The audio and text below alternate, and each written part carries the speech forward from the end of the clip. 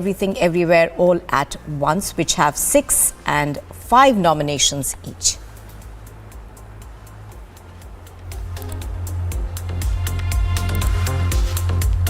So pictures on your screen are, of course, of the cast attending the Golden Globes ceremony. RRR, of course, is the first Indian film ever to win the Golden Globe. We are, of course, going to try and get you more details as to what happened at the ceremony, but the 80th Golden Globes kick-started Hollywood's award season earlier. The ceremony, of course, is being hosted in Los Angeles. RRR directed S.S. Rajamouli has won the Best Original Song for the song Nadu Nadu, and is also competing for the Best Non-English Language Film category. So RRR, of course, starring Junior NTR and Ram Charan as a real-life freedom fighter, is the first Indian film ever to win a Golden Globe. Director Rajamouli, Junior NTR and Ram Charan, of course, along with his wife, are attending the Golden Globes. So an extremely proud moment for India. RRR now becomes the first film to have won a Golden Globe in the song category, the Best Original Motion Picture Song category. So pictures on your screen right now are of the cast of RRR as well at the Golden Globes. We're going to try and go across to our correspondents for more details. Now, Nadu Nadu has won in the Best Original Song category, and joining me on the phone line right now is Niranjan. Niranjan, a very proud moment for India, of course. This is the first time that an Indian film has won a Golden Globe. Well, the film RRR has, it's one of the finest movies made in the recent past, and, getting back-to-back recognition, not just in India, but around the world. And Rajamouli's RRR has now won the Best Original Song for Nadu Nadu at Golden Globe 2023. It's a Rajamouli film, and this has won at the 88th edition of the Golden Globe for the Best Original Song in the Motion Picture category. And just yesterday we had that short list of movies that are eligible to be nominated for the Oscars, and RRR was one of the movies on that list as well. So easily one of the best movies in the recent times, and it's broken all records at the box office.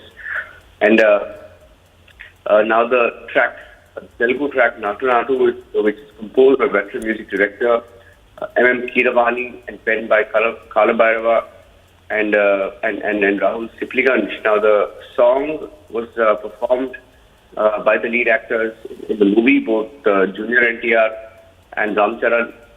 And this is the breaking news that we have. The announcement was made. The RRR star cast was also there celebrating, and the man behind the song, Keeravani, also received the award. So right. A big moment for India. I think we're looking forward also to what happens next. Around the world, this movie, especially the song, has received so much of a recognition, and all eyes on what next. Because at the Oscars, it's one of the movies that has been shortlisted. So it's a great time to be an observer of what's happening in the Indian cinema. Fantastic movies, especially regional movies from Andhra, Karnataka, from Tamil Nadu. Movies that are overtaking Bollywood in many ways. So it's a fine moment, and I think we're all watching out for what happens at the Oscars. Expecting for now. Right, Niranjan, thank you very much for that. So as Niranjan, of course, was pointing out, this film, of course, has been a huge success. It's crossed about 1,200 crore rupees worldwide. It is the third highest grossing Indian film ever, the second Telugu film ever. So recognition now coming in for the film's song Nadu Nadu, which has now won a Golden Globe.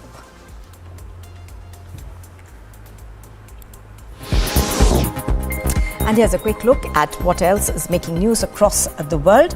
A storm smashed across California that has left homes and streets flooded in the Central Valley city of Merced. Meanwhile, the next system in a powerful string of storms looms on the horizon. According to the California Department of Water Resources, the Formonte Bureau is flowing and is forecast to flow for the next 5 days. Atmospheric pressure in California has resulted in this sudden increase in water pressure.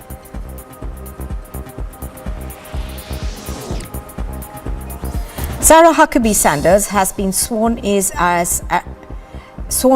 as Arkansas's 47th governor and the first woman to hold office the office that her father once held. Her former White House press secretary took oath of office in the State House of Representatives.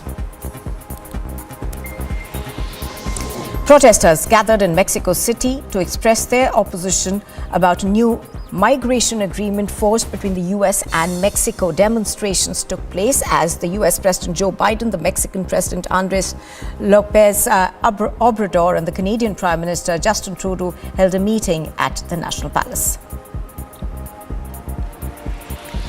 Two Ventura County residents lost their home when flood waters swept through their trailer park. Sinkholes swallowed cars and raging torrents swamped towns as California has been wrecked by more wild winter.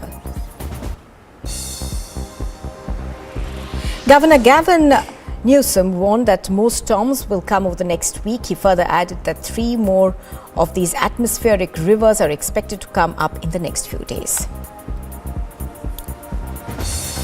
A fireworks factory in northeastern Ukrainian city of Kharkiv was hit by a Russian strike. No casualties have been reported.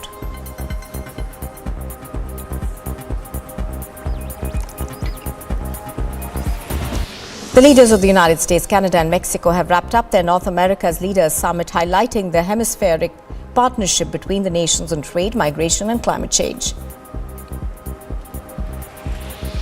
The chief of the IMF mission in Egypt has denoted that surging inflation in the African country was expected to fall by the next fiscal.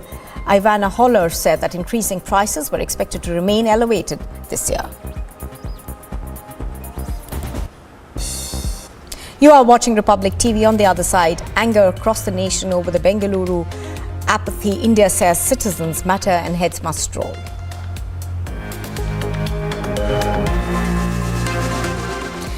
And the centre rushes teams to Joshimath as evacuation process gets underway.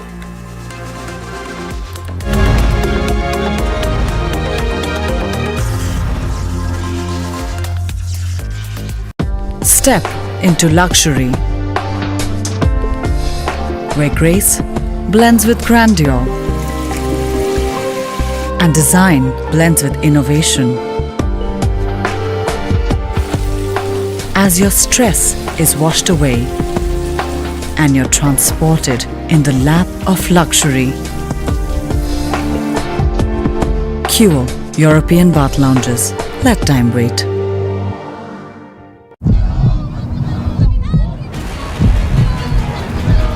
Dramatic pictures of this protest, which is right now underway in Delhi, right in front of Aam Aadmi Party headquarters. These workers have now been stopped by Delhi police. Remember that this protest is taking place against the alleged attack which took place on Aam Aadmi Party councillors. This is what they are claiming.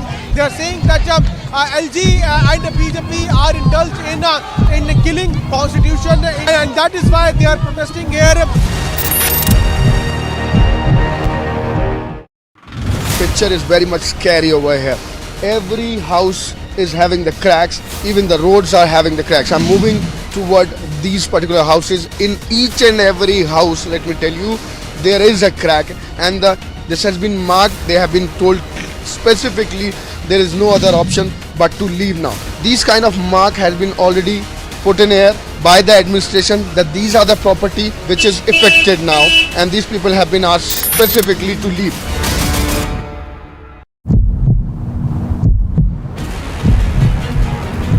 We are reporting right from the BJP protest that was marching towards the Chief Minister's residence. You can see how the barricades have been broken over here. The BJP workers have broken the barricades and now they are marching towards the Chief Minister's residence. And this protest is getting aggressive. This protest is coming after both the parties clashed in the house.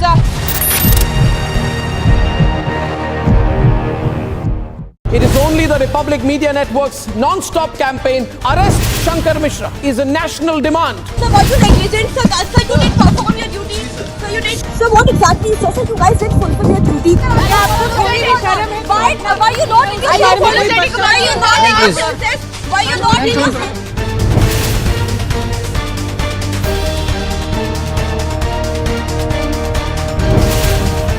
Shankar, are you ashamed? Shankar, are you ashamed of yourself?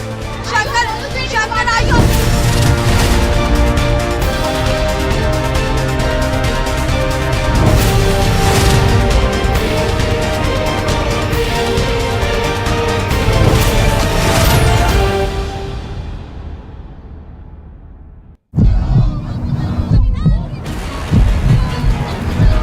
Dramatic pictures of this protest, which is right now underway in Delhi, right in front of Aam Aadmi Party headquarters. These workers have now been stopped by Delhi police. Remember that this protest is taking place against the alleged attack which took place on Aam Aadmi Party councillors.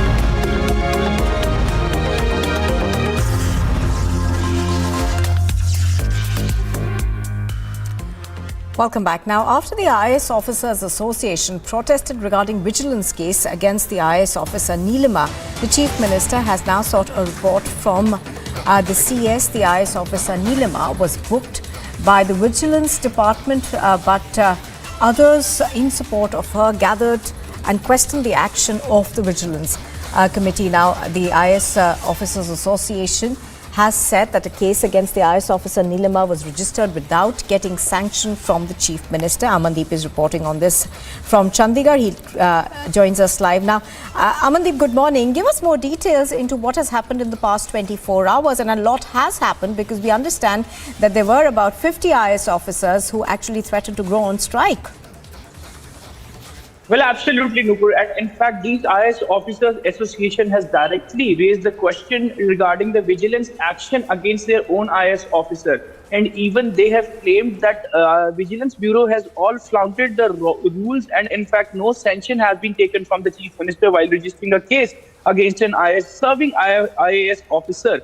And in fact, now following that protest, Chief Minister Bhagwant Mann has written a very harsh letter to Chief Secretary seeking a report on this entire matter. And in fact, he has also summoned the details and the records from the Vigilance Bureau that who has given the sanction to register a case against a serving IAS officer. And in fact, with whose permission? Is there any violation of the rules? This entire letter has been issued by the Chief Minister himself to the Chief Secretary and asked him to report the entire matter, to detail each and every single record of the vigilance. Just because, Nupur, on January 5, a case has been registered by the Vigilance Bureau against ex-Minister Sundar Sham Arora. And even IAS officer Neelima is also accused in that case. And in fact, after that, this Association of IAS Officers in Punjab, they held a meeting together, and later they have raised the issue with the Chief Minister that Vigilance has not taken any kind of nods from the Chief Minister while registering a case against IAS officers.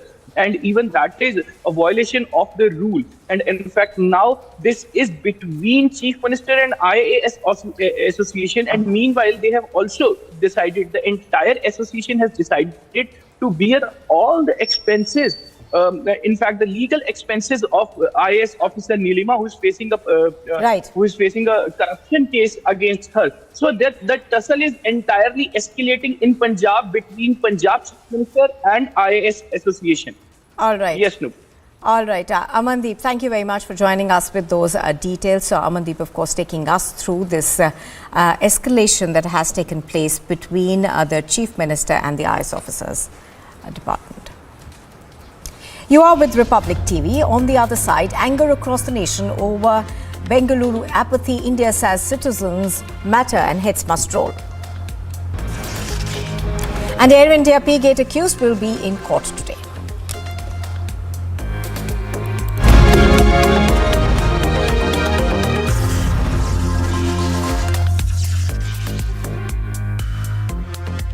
QS and THE, the world's foremost university rankings organizations, have ranked Amity amongst the top 3% universities globally, making it among the very few Indian universities to be included in both rankings.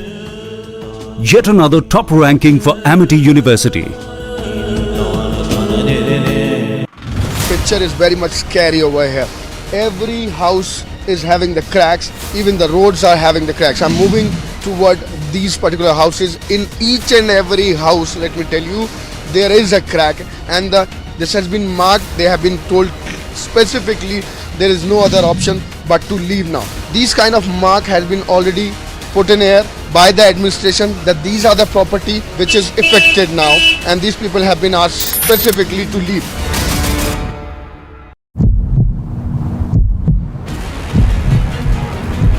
We are reporting right from the BJP protest that was marching towards the Chief Minister's residence. You can see how the barricades have been broken over here. The BJP workers have broken the barricades and now they are marching towards the Chief Minister's residence.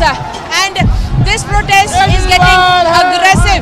This protest is coming after both the parties clashed in the house.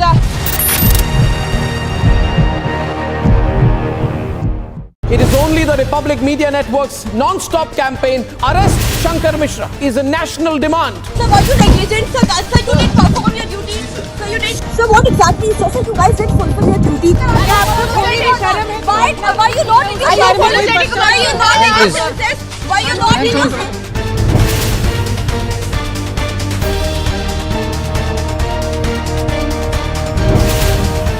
Shankar, are you ashamed? Shankar, are you ashamed of yourself? Shankar, are you?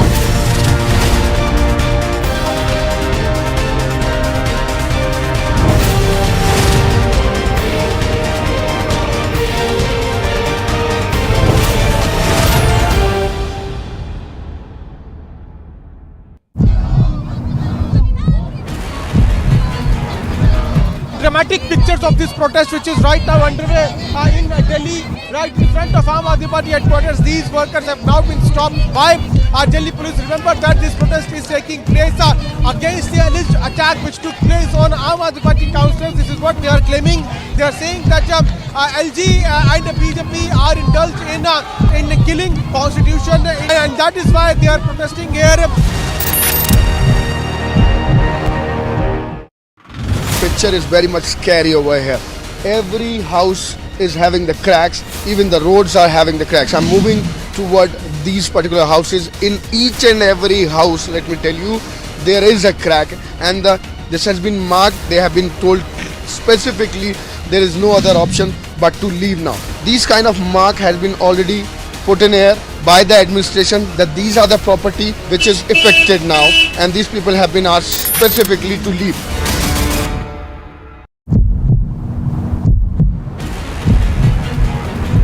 We are reporting right.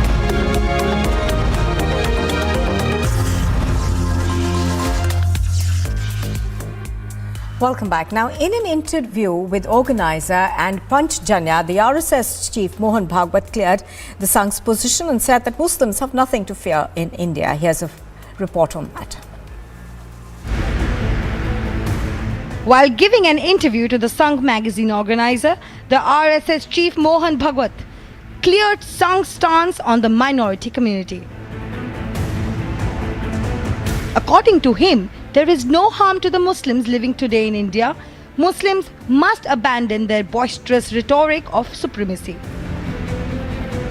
Claiming that the Hindu society is in the midst of yet another war, Bhagwat said that this war is not against an enemy outside, but against an enemy within. According to him, there is a war to defend Hindu society, Hindu dharma and Hindu culture. Foreign invaders are no longer there, but foreign influences and foreign conspiracies have continued. The interview was conducted by organizer editor Prafulla Ketkar and Panchjanya editor Hitesh Shankar. Clearing the stance, the RSS chief has delivered loud and clear that India has no space for supremacy ideology. Bureau report for Republic TV. The centre rushes teams to Joshimath as the evacuation process gets underway. Demolitions will take place next. And the Jain community continues its protest to hit the streets in Hyderabad over the Jharkhand government's decision to declare their holy shrine a tourist spot.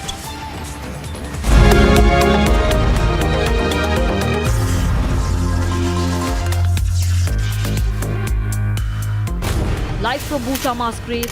Somewhere down the line, the Russian troops have crossed the line. Here you have bodies of children, bodies of women packed in a bag, and they've been dumped here. These are the images which shows you the reality of what really happened in the city of Bucha. President Zelensky, the reason NATO is not giving you cover is because they are worried about a larger escalation by Russia. When they felt that the other side is weak, Russia has been using their atmosphere as a weapon. We don't preach journalism.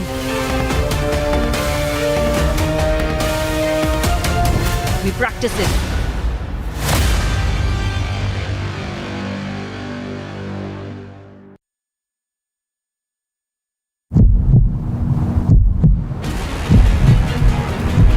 We are reporting right from the BJP protest that was marching towards the Chief Minister's residence. You can see how the barricades have been broken over here. The BJP workers have broken the barricades and now they are marching towards the Chief Minister's residence. And this protest is getting aggressive. This protest is coming after both the parties clashed in the house.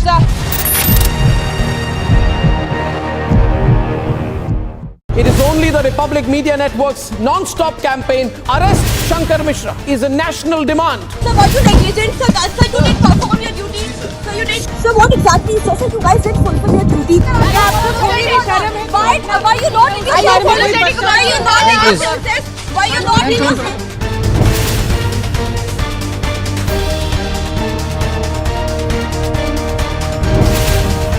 Shankar, are you ashamed? Shankar, are you ashamed of yourself?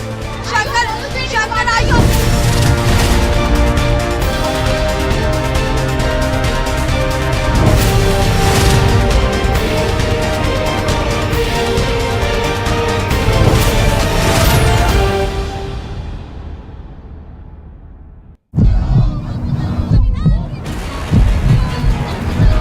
Dramatic pictures of this protest which is right now underway in Delhi, right in front of Aam Aadmi Party headquarters. These workers have now been stopped by Delhi police. Remember that this protest is taking place against the alleged attack which took place on Aam Aadmi Party councillors. This is what they are claiming.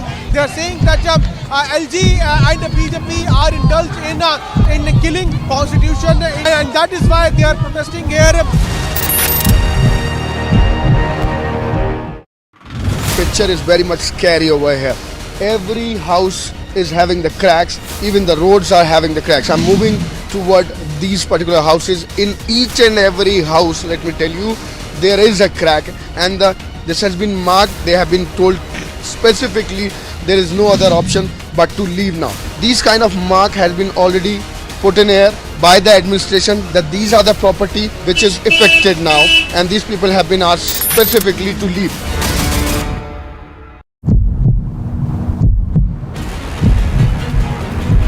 We are reporting right from the BJP protest that was marching towards the Chief Minister's residence. You can see how the barricades have been broken over here. The BJP workers have broken the barricades and now they are marching towards the Chief Minister's residence. And this protest is getting aggressive. This protest is coming after both the parties clashed in the house.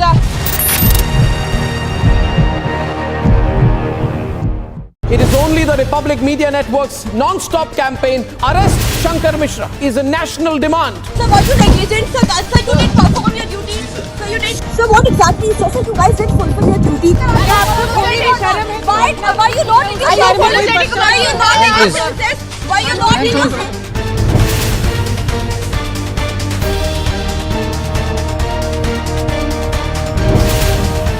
Shankar, are you ashamed? Shankar, are you ashamed of yourself? Shankar, are you?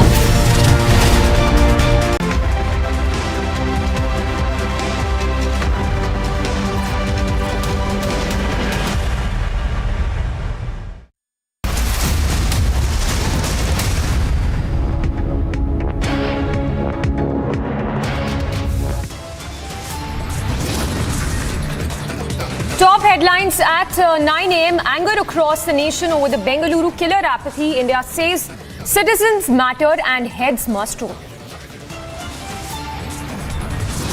In Tamil Nadu, it's a mega government versus governor face-off. DNK and allies to meet Home Minister Amit Shah. Centre rushes teams to Joshimath as evacuation process gets underway. Demolition next. Jain community to hit the streets of Hyderabad in protest of Soren's government move to declare Holy Shrine as a tourist spot. And Air India P-Gate accused who urinated on a 70-year-old to be produced before court today.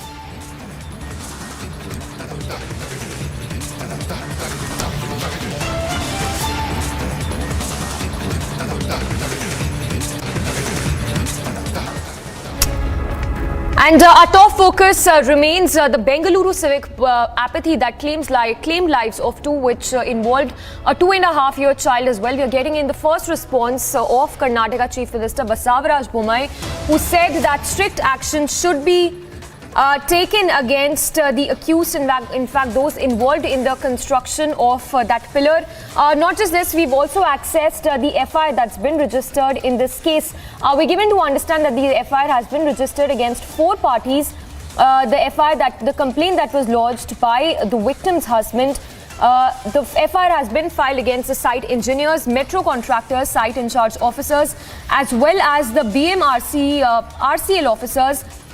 So those are the details that are just trickling in. We'll go across to Prajwal as well to get us more details of this FIR that we've accessed in connection with the Bengaluru civic apathy case, which claimed lives of 2 just yesterday. So Republic having accessed the FIR that's been registered in this case, in which 4 parties have been mentioned, which includes the site engineers, the metro contractors, the site in charge officers, as well as the BMRCL officers. However, this FIR does not mention the name of the contractor and it says unknown. So the FIR there on your screens right now.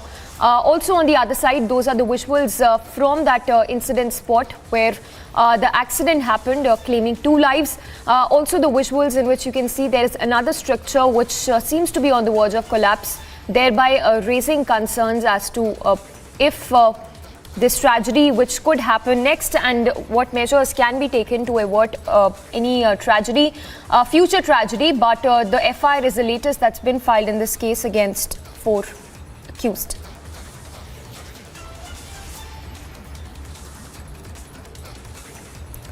Prajwal joining us for more details on that. Prajwal, if you can take us through the latest you're picking up in terms of the FIR that's been filed against 4 parties in this case.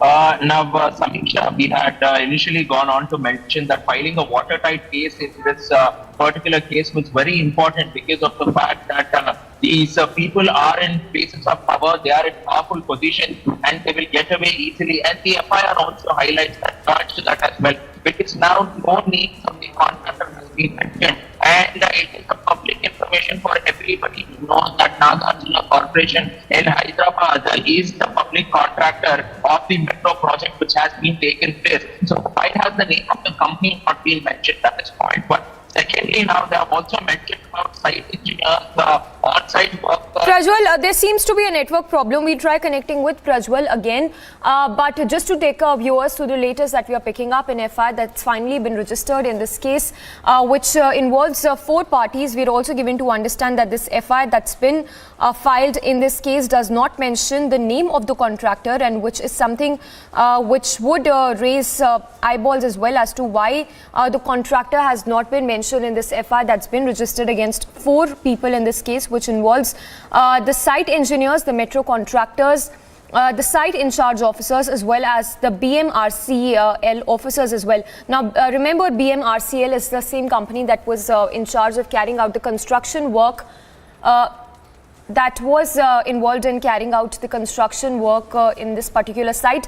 But on that note, we are also getting in the first reaction from Chief Minister Rajamouli, who's called for strict action, in fact legal action against those directly involved in the construction of the pillar, which led to the tragedy where 2 people lost their lives involving a 2.5-year-old child.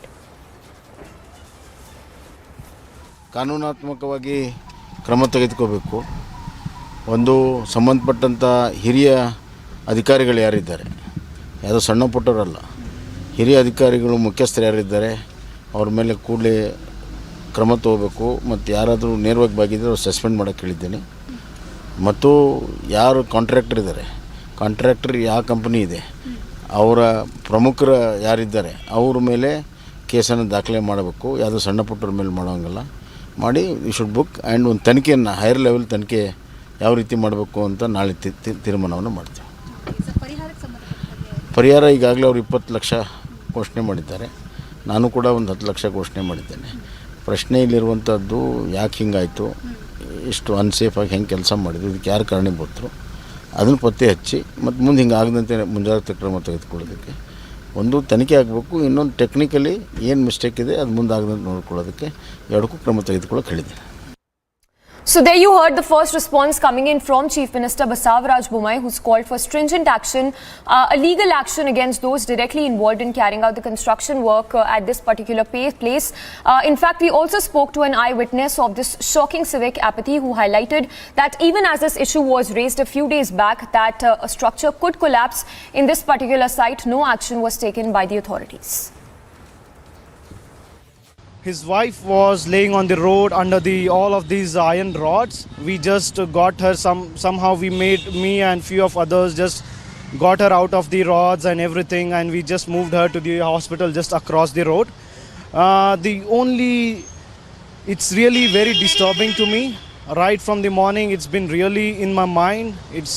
Let it be anyone's kid. If there is any injury to any of the kid, it's really disturbs us. And there are so many pillars on this road. Don't know which is going to collapse when. If this has happened, it might happen with the other pillars as well. What I would request to the government is that just have a very clarity check on all of them. We are not really sure that any of the pillars might come down at any time. So metro construction isn't a very small construction or something, but it's a very huge project. So in that case, they need to be very cautious with the movement of the traffic, even for the safety of the people across the roads. They need to have a complete, very clear boundary lines to define this is a place where you don't have to get into or something, and also it should be very clear to the traffic movement as well. There should be signs indicating the work going on and all. So the eyewitness there narrating the unfortunate incident to have happened just yesterday in Bengaluru, in which 2 people lost their lives, a mother and a 2.5-year-old child. The question we are asking here as to who is to be held accountable and how can civic issues such as these can be ignored. Also remember, just a few days back, a BJP leader made those remarks where he said, in fact, call these civic issues as not a matter of concern and term these as not so significant and an issue. In fact, on that note, a quick roundup of all that's making news from across the country. As anger across the country continues to mount, Karnataka Chief Minister Basavaraj Bommai has assured legal action against the senior officials and those directly involved in the matter. Eyewitness of Bengaluru killer civic apathy narrated the horror, expressing disappointment over the negligence. He said that accidents are common on this road due to lack of signboards. Sitting in my cabin and I was just having a view of the road and everything. In Tamil Nadu, it's a mega government versus governor face-off as the DMK leaders and allies to meet Home Minister Amit Shah and President Draupadi Murmu. Governor Ravi and Chief Minister N.K. Stalin have been at loggerheads over a range of issues, which also includes his refusal to approve 20 bills. And cracks on walls and roads, buildings on verge of collapse. The situation in Joshimath continues to be grim. The centre has also rushed teams to Joshimath as evacuation process gets underway. Demolition is set to take place next. Jain community to hit the streets of Hyderabad in protest of Soren's government move to declare Holy Shrine as a tourist spot. Air India P-Gate accused Shankar Mishra, who urinated on a 70-year-old co-passenger, to be produced before court this morning. The Defence Ministry has approved 3 procurement proposals at a total cost of 4,276 crore rupees to bolster the combat capabilities of the armed forces along the line of actual control with China. The procurement proposals were declared by the Defence Acquisition Council headed by Defence Minister Rajnath Singh. A large number of tribals assembled near the Parasnand Hills in Jharkhand's Giri district, urging the state government as well as the centre to free their holy site from the clutches of the Jain community. They also warned of severe agitation if their demands were not met. Nearly 70 bulldozers and excavators cleared 200 hectares of forest land in Assam's Lakhimpur district on Tuesday, affecting over 201 families, most of whom are Bengali-speaking Muslims. The rest of the land remaining, which is nearly 200 hectares, will be cleared today. According to the PMO, Prime Minister Modi will inaugurate the 26th National Youth Festival in Hubballi, Karnataka on 12th of January at around 4 p.m. The festival will witness the Youth Summit, which will witness plenary discussions on 5 themes stemming from G20 and Y20 events.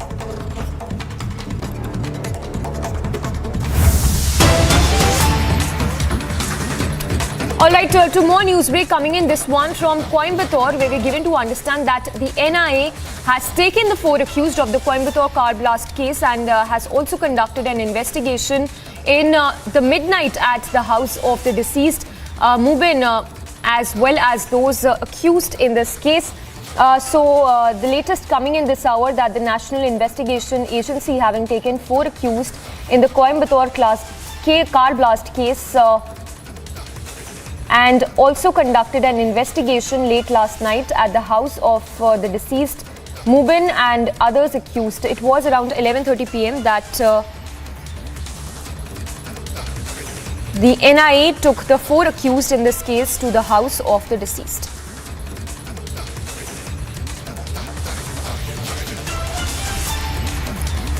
And Varshini breaking those details for us. Varshini, take us through the latest you are picking up in the Coimbatore blast probe. The NIA having taken the 4 accused in this case to the house of the deceased late last night. Well, definitely, yes, Samiksha. If you see, the NIA has been actively conducting investigation in this particular Coimbatore blast case for the past 2 months after it took over the Coimbatore blast case incident. And if you see, the 11 people are currently under custody, judicial custody for having involvement in this Coimbatore blast case. And previously, the NIA took 5 people under the custody and they were investigating with them. And now they have taken another 6 accused under custody and they are investigating with them. And out of that 6 people, 4 of them were taken to Jamesha Mubin, the deceased's house in the Coimbatore area of the Coimbatore district, and they were investigating with the 4 people. And we also hear that they were investigating regarding the materials procured from Jamesha Mubin's house. And we also hear that these 4 of them have been taken to Sanofar Ali, one of the accused house in the other areas called Ukkadam as well, and they were also investigated. And therefore, this investigation took place at around 11:30 p.m. last night. And we're also hearing about how NIA has been, conducting the initial investigation in Chennai, but just to take these accused to the house of Jamesha Mubin and Sanofar Ali, they've now moved to Coimbatore to conduct further investigation on this matter. As of now, the details that we are picking up is that these accused are in the custody of NIA and investigations are ongoing. Further details on this matter are awaited as we speak. Yes, Varshini, stay with us. Talking about this particular case, talk to us about, the extent of radicalization which happened of the accused in this case. And is there a larger terror plot or a module that seems to be, that was at play when we talk about this particular blast? Absolutely, yes, Samiksha. As you see, the accused that we are talking about, be it Jamesha Mubin or the other people along with him who were arrested initially, were a part of a big radicalization that took place in Coimbatore. And these people have severe links connecting them to people from Aluma as well. One of the accused, Talka's father, was the founder of Aluma in Coimbatore. Therefore, there has been a severe radicalization issue going on. And later, we also broke the documents, the diary that was procured from Joshimath's house, which proved us how he had been teaching his friends and, talking about jihad and also about what the Quran teaches.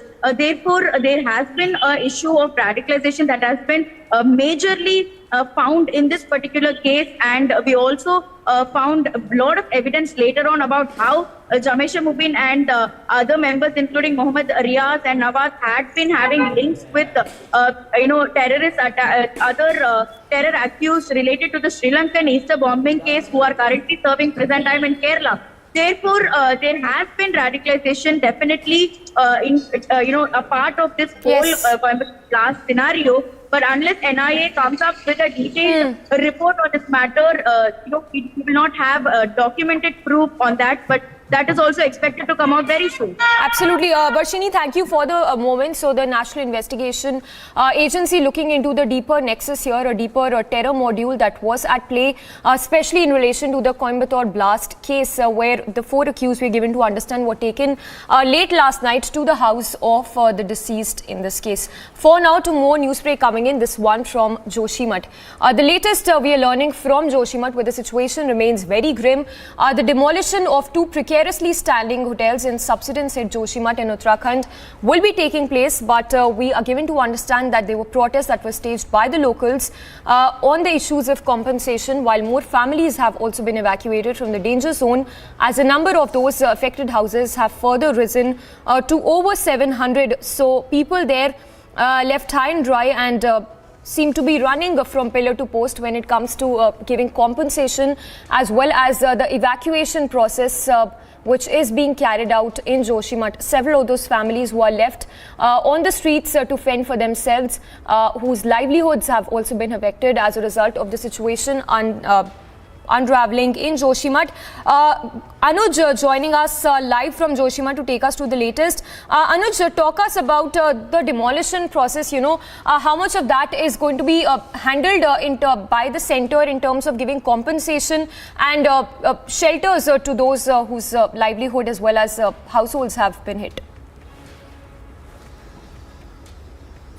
Well, if we talk about yesterday, then we have seen the people of Joshimath on the street, and they were protesting about it. They want assurance that what exactly is going to be the compensation and how it is going to be the future. If we talk about the future strategy, what is going to be the planning of the state authority, what is going to be the planning of the state administration, how they are going to be compensated. That's something their demand was. On the other hand, let me tell you that this is going to be an important meeting today, which is already lined up at 9:30. There is going to be the top officials and the top administration officials, rather we should say, of Joshimath, including the DM and the other officials who will be chairing this particular meeting, and the locals will be there. Our delegation of the local will be there, who will be discussing about the future strategy, that they want the assurance in written.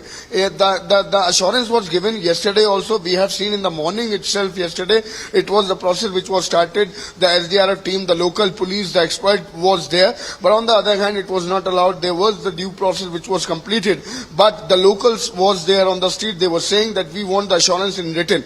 That is something what is going to happen today when 9:30, this is going to be an important meeting with the locals and the administration. So there they are going to decide about the future course of action, and they want the assurance in written. That is something which was decided last night. We have seen the numbers of people who was there on the street, and they were saying it again and again that we are not going to move like this. We are not going to allow any kind of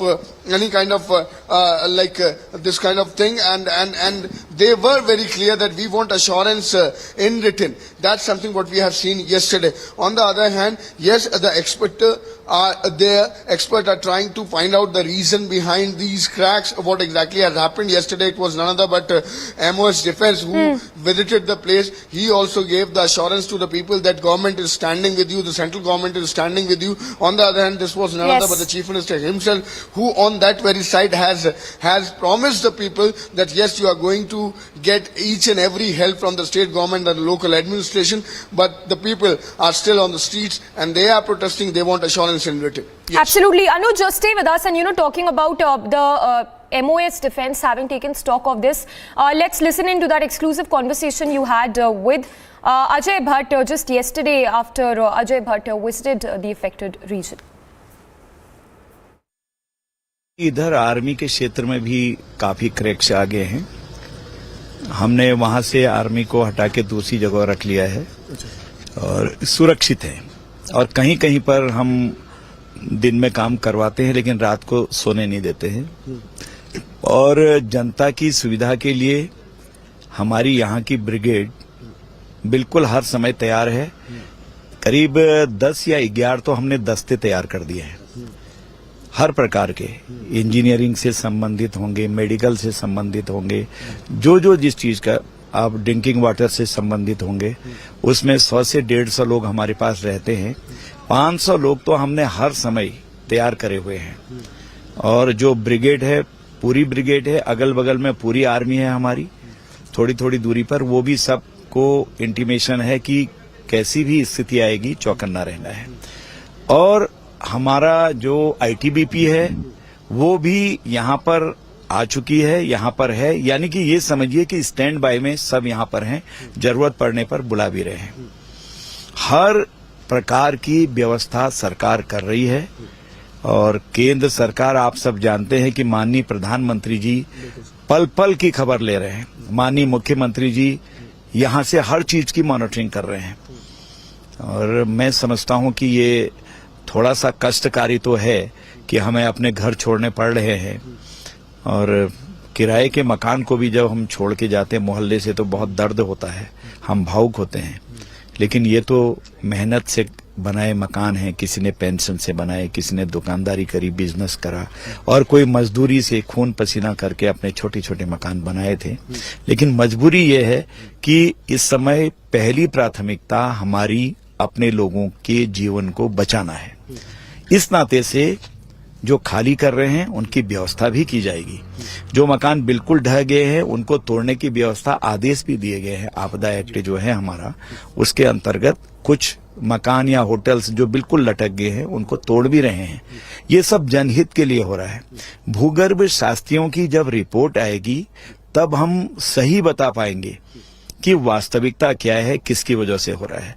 जब तक उनकी report नहीं आती है तब तक ये हो रहा है, वो हो रहा है, इसकी वजह से हुआ, वो कम से कम हम नहीं बोल पाएंगे और ना हमारी वजह से बोलने से कुछ होने वाला है। क्योंकि जिस तरह से एक डॉक्टर किसी मरीज का पूरी तरह से इन्वेस्टिगेशन करता है, सिर दर्द है, ये किस कारण से है, ठंडे से है या अन्य कारण से है, या फिर कहीं हार्ट अटैक तो नहीं हो रहा, कोई माइनर अटैक तो नहीं आ रहा है, या कोई हार्ट फेलियर तो नहीं हो रहा है, वो अलग है।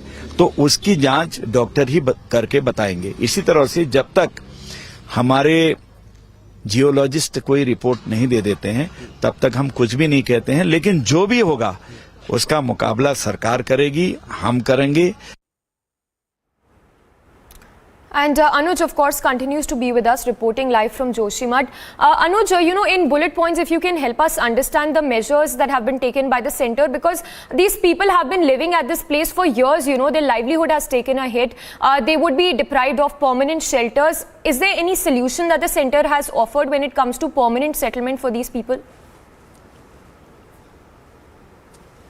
Well, Centre, let me tell you, has given the assurance that they are going to get the permanent solution also. But till now, let me tell you, the Central, even rather we should talk about the state also. We have seen Pushkar Singh Dhami talking about the same. We have seen MOS Defence talking about the same. We have seen the Prime Minister's office intervening into the matter. Their first priority is to evacuate, to get this place vacant. That is something what has been stated by each and every one. They are looking deep into the angle that what exactly would have been the reason why this is happening in Joshimath. But their first priority is to evacuate the place and the people, so that nobody should get hurt or nobody should get into any kind of problem. Their first priority is to evacuate. That is something what has been stated. On the other hand, if we talk about the current situation, yes, the shelter homes are there. Even the hotels has been taken in custody to provide shelters to these people. The hotels, the schools, the Nagar Nigam offices has been taken in custody to provide shelters to more than 600 families. But the first priority is to relocate. then the assurance has been given by the center, as it was none other but the MOS Defence himself who was stating it very clearly that this is the vision of Prime Minister Narendra Modi, who is very clear, who is going to help each and every citizen of Joshimath. And there we are giving assurance to the people that whosoever is in problem because of this particular cracks and this problem which is being faced by the Joshimath, then he will be getting assurance, he will be getting the help, he will be getting the compensation, the families will be getting the compensation. That's the assurance, something which has been given by the center. So that is what center is working on. They want the safety of the people. That is the first priority of the central government, and the state government is also working on the same. Their first priority is to get this place vacant so that nobody got hurt. So that is something on what the state and the central working together. Yes. Absolutely. Anuj, thank you for the moment. So as Anuj was telling us, still no permanent solution in sight. But yes, right now those locals who are currently being vacated and shifted to safer locations as we speak. The visuals we are putting on our screens right now is of those officials, the NDRF as well as the SDRF personnel who've been deployed to aid in the relief rescue operations. But several, in fact hundreds and thousands of those residents who've been running a pillar to post when it comes to their livelihood, their permanent residences which have been affected as a result of the land subsidence being seen in the holy town. A very short break. Coming up on the other side, we'll get you the latest from Hyderabad, where the Jain community will hit the streets in protest of sovereign government's move to declare Holy Shrine as a tourist spot. And Air India P-Gate accused who urinated on a 70-year-old will be produced before court today.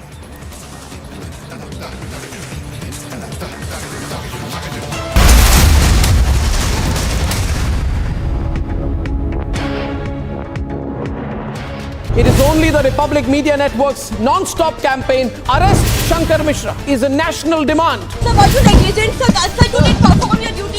Sir, you did. Sir, what exactly? Sir, you guys didn't fulfill your duty. Why are you not apologetic? Why are you not innocent? Why are you not innocent?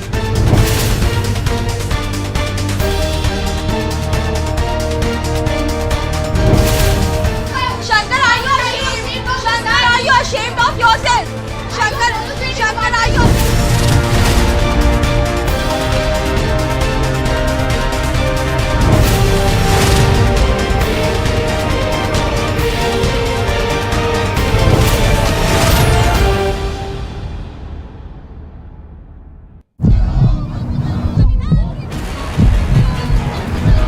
Dramatic pictures of this protest, which is right now underway in Delhi, right in front of Aam Aadmi Party headquarters. These workers have now been stopped by Delhi police. Remember that this protest is taking place against the alleged attack which took place on Aam Aadmi Party councillors. This is what they are claiming. They are saying that LG and the BJP are indulged in killing constitution, and that is why they are protesting here.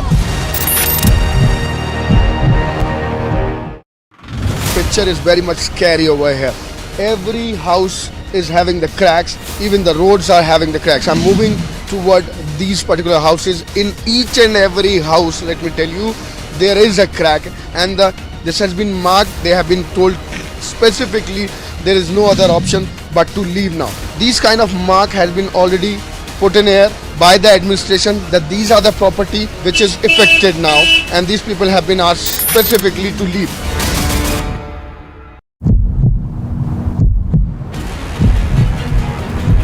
We are reporting right from the BJP protest that was marching towards the Chief Minister's residence. You can see how the barricades have been broken over here. The BJP workers have broken the barricades and now they are marching towards the Chief Minister's residence. And this protest is getting aggressive. This protest is coming after both the parties clashed in the house.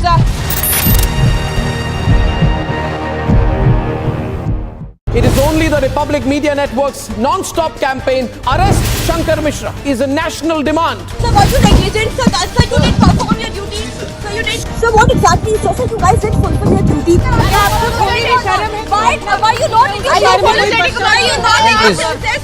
Why are you not innocent?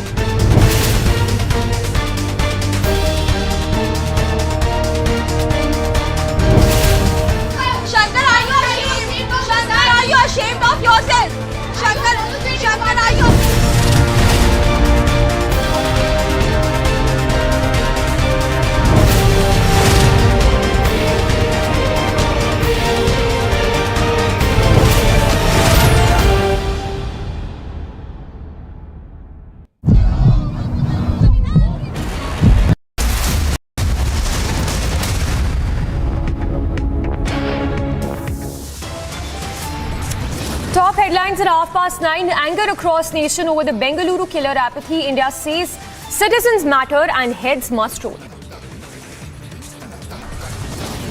In Tamil Nadu, it's a mega governor versus government face-off. DMK and allies to meet Home Minister Amit Shah. Centre rushes teams to Joshimath as evacuation process gets underway. Demolition next. Jain community to hit the streets of Hyderabad in protest of Soren's government move to declare Holy Shrine as a tourist spot. And Air India P-Gate accused who urinated on a 70-year-old to be produced before court today.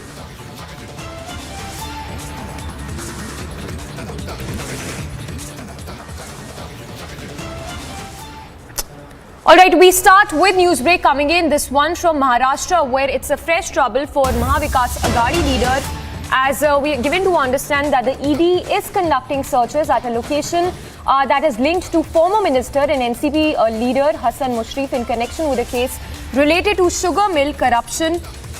The ED searches are underway in Pune and Kolhapur as we speak. And Alisha is joining us to give us more details. Alisha, take us to the latest you are picking up on the ED searches which are underway.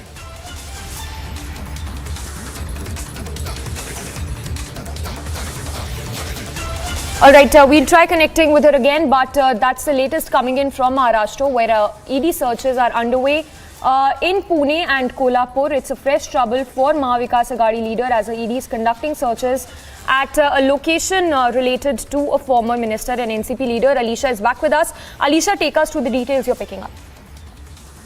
Samisha, it was complaint that was given against Hassan Mushrif, who is a former minister as well as now the senior executive leader. The allegations that was accusing him of committing a fraud worth ₹100 crore involving the Appa Sahib cooperative sugar mill, in which it has been said that there was a money that was transferred through shell companies from Kolkata. Not only this, but we know that last year the sugar mill was handed over to a private firm which does not have any prior experience running a mill without a transparent bidding process, after which it is also alleged that Mushrif's son-in-law was the Benami owner of the private firm. And it is the enforcement directors who is been looking into the matter. They have registered right after the raid that was conducted earlier by Income Tax Department, but now it's an enforcement directorate right after the corruption charges that has been leveled against Hassan Mushrif and his family members as well, after which it has been known that ED is being conducting searches at a location related to Hassan Mushrif, and that is a multiple location that has been where the searches has been conducted, including in Pune and Kolhapur. Alisha, stay with us. If you could once again talk us through the details of this case, the raids which are related to the sugar mills corruption. If you can take us through the details of the accused, others accused in this case, and more details on that. Directed who has sought additional information specifically from a complainant, and moreover it's Hassan Mushrif, which claimed that it was how he got 127 crore allegedly got transferred to his company. Not only this, but it has also been claimed that 98 crores was transferred to the Sir Senapati Santaji Corporate Sugar Factory Limited, in which Mushrif's family members are the directors, two bogus firms, and in overall it's an under 100 crore. Where it has been, information that has been sought to enforcement director, after which the action is being initiated by enforcement director, where multiple locations across Maharashtra, specifically in Pune and Kolhapur, which is related to former minister and executive leader Hassan Mushrif. So these are the premises as of now is being searched by enforcement director. All right, Alisha, thank you for the moment. So, Alisha getting us that news break from Maharashtra, where ED searches are underway in locations including Pune and Kolhapur, and it's the former Maharashtra minister who is in the dock, Hassan Mushrif, in connection with the case related to sugar mills corruption. And on to more news break coming in, this one from the national capital, where the BJP Delhi has accused the ruling party, the Aam Aadmi Party, of using taxpayers' money to fund personal legal costs in a letter to Lieutenant Governor V.K. Saxena. The Delhi BJP has even accused AAP of fraudulently using taxpayers' money. The letter states that the AAP co-founder Rahul Mehra was using taxpayers' money for his personal gains. Not just that, the BJP has also claimed that one of the torchbearers of the Jain CTD is Manish Sisodia, the Delhi Deputy Chief Minister. We have Piyush Mishra breaking that story for us. Piyush, if you can give us the details of what are those claims they're being made by the BJP when it comes to the malpractices which the BJP has alleged on part of the Aam Aadmi Party. Well, certainly, Samiksha, this is now going to stir another controversy in national capital as Delhi BJP has written a letter to Delhi Lieutenant Governor where it has demanded LG to take actions against Aam Aadmi Party leaders. In fact, in its letter, Delhi LG has mentioned as to how a whopping amount has been paid to Abhishek Manu Singhvi as he is fighting the case of Aam Aadmi Party leaders.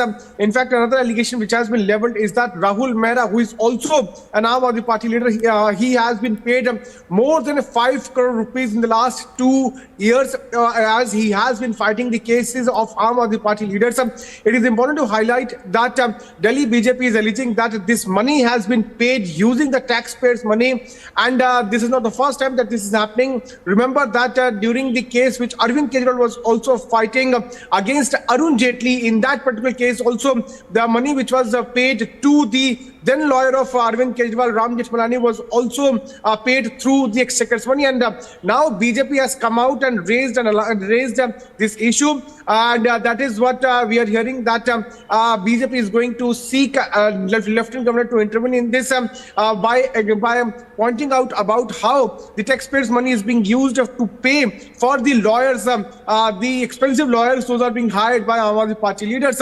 We'll have to wait and watch how LG office is going to respond to that, but certainly massive controversy has erupted, and this after the kind of brawl we also saw there at the Civic House.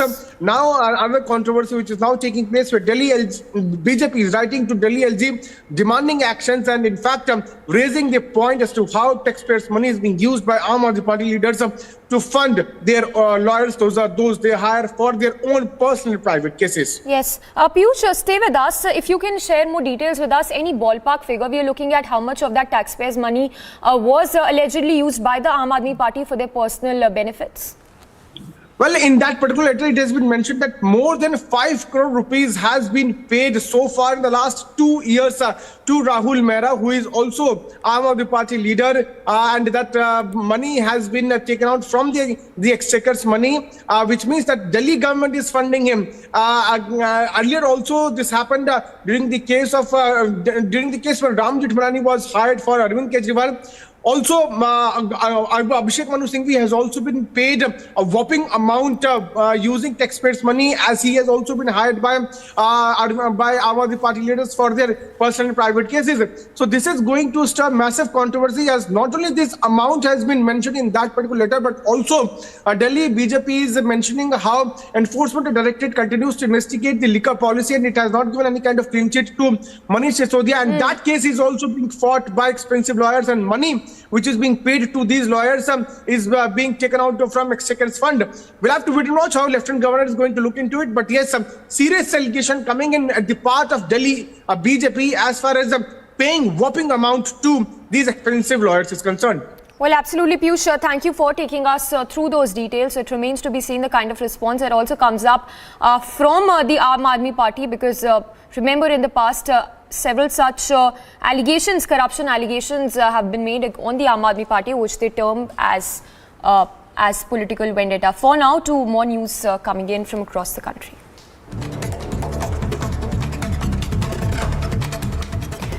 As anger across the country continues to mount over the civic apathy in Bengaluru that claimed 2 lives, Karnataka Chief Minister Basavaraj Bommai assured legal action against the senior officials and those directly involved in the matter.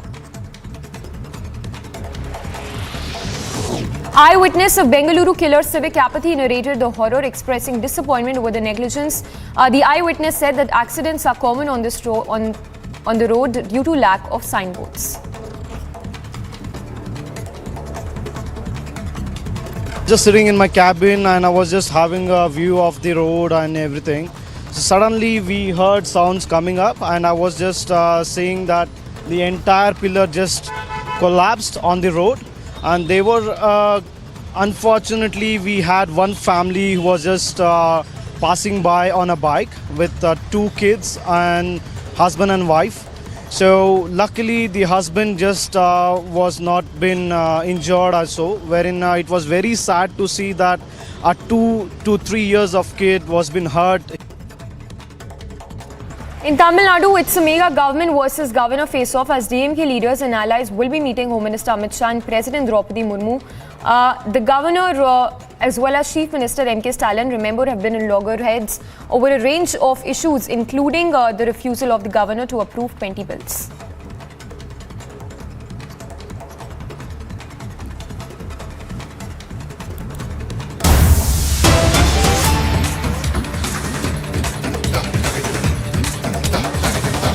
All right, to more news break coming in.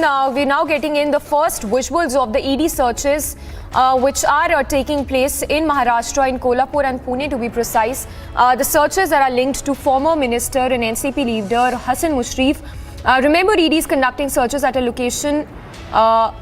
In fact, these locations that are linked to former Maharashtra minister. So the first visuals there on your screens of the searches being carried out by the Enforcement Directorate in Kolhapur and Pune as we speak. These searches for which the former Maharashtra minister and NCP leader is in the dock. NCP leader Hassan Mushrif is under lens of the Enforcement Directorate. Alicia joining us for more details on that. Alicia, take us through the details you're picking up. Well, we know that the Enforcement Directorate in an alleged corruption charges specifically related to a sugar mill where the Enforcement Directorate is conducting searches in a location related to former minister and NCP leader Hassan Mushrif, and his premises is being searched as of now, specifically in Pune and Kolhapur. Also, we can see in the visuals as well that Hassan Mushrif supporters have been gathered right outside the premises, which is being now served by Enforcement Directorate. But it is an allegation over 100 crore corruption in Anna Sahib and Nalawde Sugar Factory in Kolhapur, where through a private firm, it is Hassan Mushrif is the person who was benefited and he's been owned by his own relatives, is what he said. Not only this, but it is in a complaint to the Enforcement Directorate, it was also Kirit Somaya, who has given some of the documents related to the case, and it was a sugar factory. It's also claimed that it was a sugar factory that was taken over by Brick India Private Limited, in which Hassan Mushrif, a relative, is a Benami owner. Not only this, but it has also been claimed that the sugar factory was given to Brick to operate for 10 years in 2014 without following any binding process. And it is around 7,185 shares of the sugar factory that are held by SU Corporation, a shelf company used by Mushrif to park the money. So this is what an allegation that is being leveled against Hassan Mushrif and his relative, where the Enforcement Directorate is being conducting searches right now in Pune and Kolhapur. All right, Alicia, thank you for the moment. We'll keep coming back to you for the latest on that. So, the first visuals there on your screens of the ED searches being carried out at former Maharashtra ministers at locations linked to the former Maharashtra minister. Slipping into a very short break for now, but news breaks to continue on the other side of this very short break. In Tamil Nadu, it's a mega governor versus government face-off, DMK and allies to meet Home Minister Amit Shah.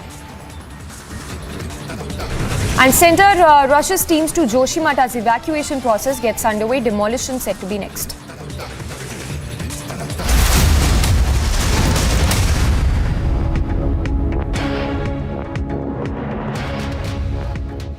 Step into luxury, where grace blends with grandeur and design blends with innovation. As your stress is washed away and you're transported in the lap of luxury. Cure European bath lounges. Let time wait. QS&THE, the world's foremost university rankings organizations, have ranked Amity amongst the top 3% universities globally, making it among the very few Indian universities to be included in both rankings. Yet another top ranking for Amity University.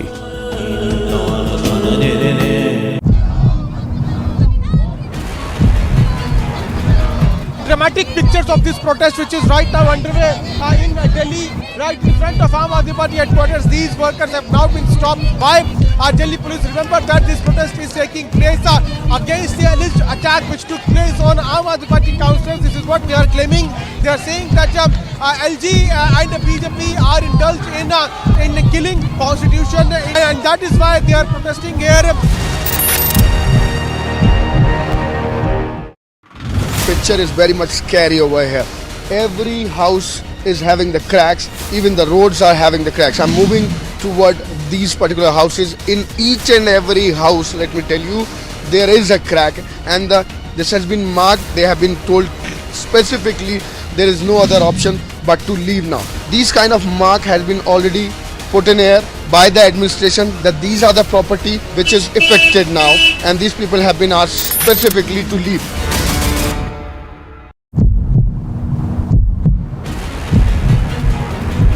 We are reporting right from the BJP protest that was marching towards the Chief Minister's residence. You can see how the barricades have been broken over here.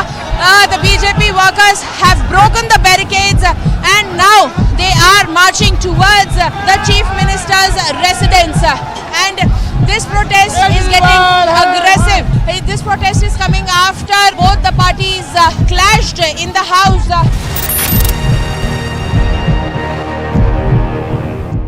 It is only the Republic Media Network's non-stop campaign, Arrest Shankar Mishra, is a national demand. Sir, were you negligent? Sir, you didn't perform your duty. Sir, you didn't. Sir, what exactly? Sir, you guys didn't fulfill your duty. Why are you not in your protest? Why are you not in your protest? Why are you not in your protest?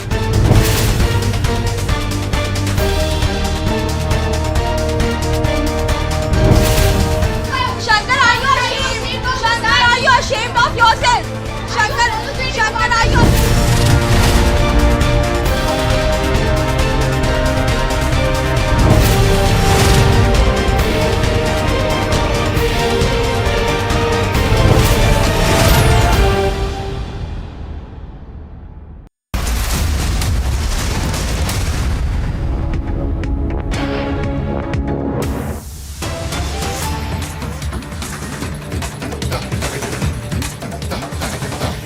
All right, we're now getting in the statement by the Chinnar corps that say that one JCO and two also personnel lost their lives. Their mortal remains have now been retrieved and that the army vehicle slipped into a deep gorge. So the Chinnar corps issuing a statement of this tragic incident in which three personnel were martyred.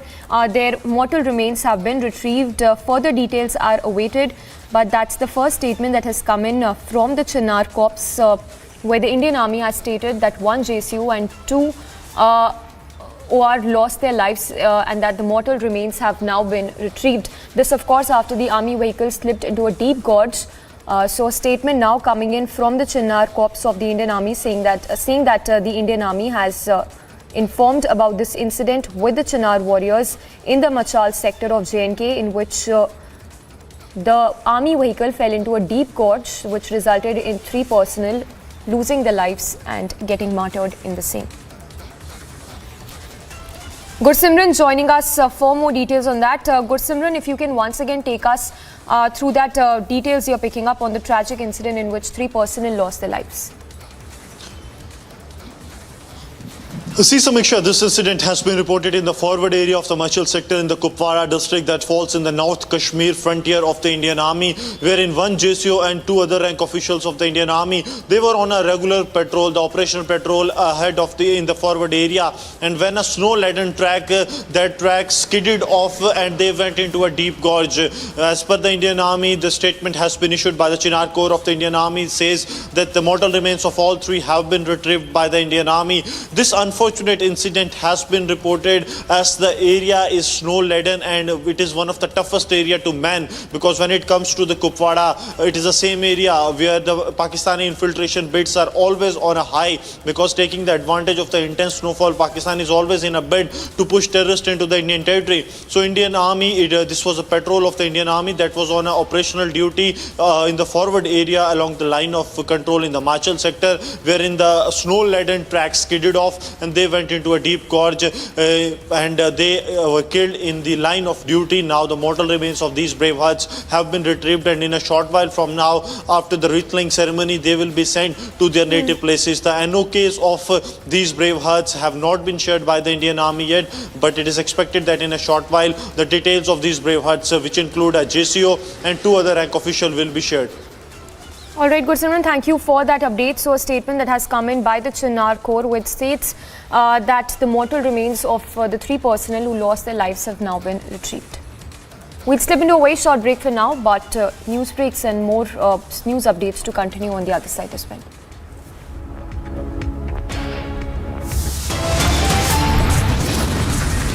Anger across the nation over the Bengaluru killer apathy. India says citizens matter and heads must roll.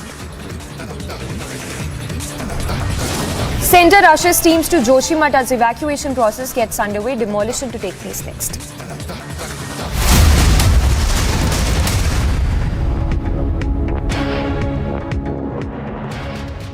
QS and THE, the world's foremost university rankings organizations, have ranked Amity amongst the top 3% universities globally, making it among the very few Indian universities to be included in both rankings. Yet another top ranking for Amity University. Step into luxury, where grace blends with grandeur and design blends with innovation. As your stress is washed away and you're transported in the lap of luxury. Cool European bath lounges. Let time wait. Picture is very much scary over here. Every house is having the cracks, even the roads are having the cracks. I'm moving toward these particular houses. In each and every house, let me tell you, there is a crack, and this has been marked. They have been told specifically there is no other option but to leave now. These kind of mark has been already put in air by the administration that these are the property which is affected now, and these people have been asked specifically to leave.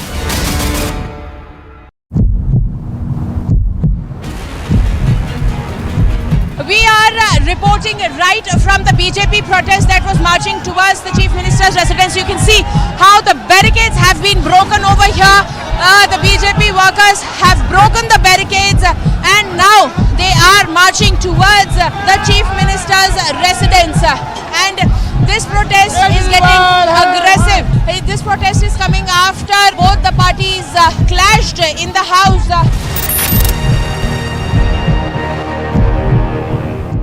It is only the Republic Media Network's non-stop campaign, Arrest Shankar Mishra, is a national demand. Sir, were you negligent? Sir, you didn't perform your duty. Sir, you didn't. Sir, what exactly? Sir, you guys didn't fulfill your duty. Why are you not in your service? Why are you not in your service? Why are you not in your service?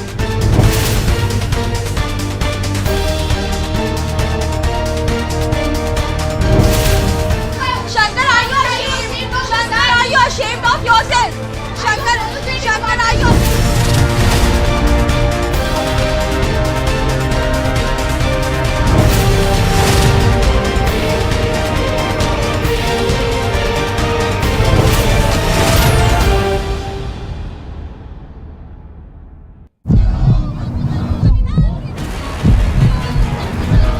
Dramatic pictures of this protest, which is right now underway in Delhi, right in front of Aam Aadmi Party headquarters. These workers have now been stopped by our Delhi police. Remember that this protest is taking place against the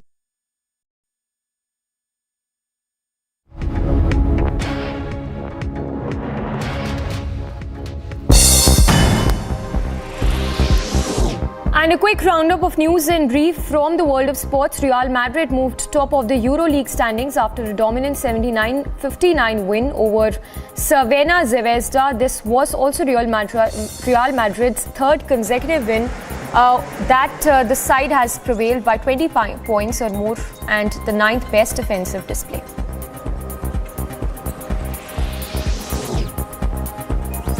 Fenerbahce moved to within striking distance of the EuroLeague leaders after a dramatic 94-88 overtime win over Panitonokos, a brilliant three-pointer from Marko Gudoric, which levelled the scores at 78, earned the Turkish side a shot at overtime.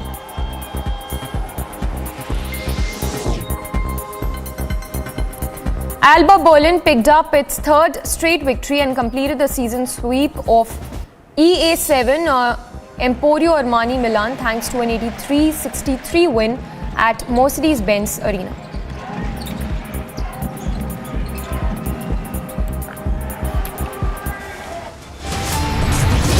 A very short break coming up. On the other side, Centre rushes teams to Joshimath as evacuation process gets underway. Demolition to take place next. And Air India P-Gate accused who urinated on a 70-year-old to be produced before court.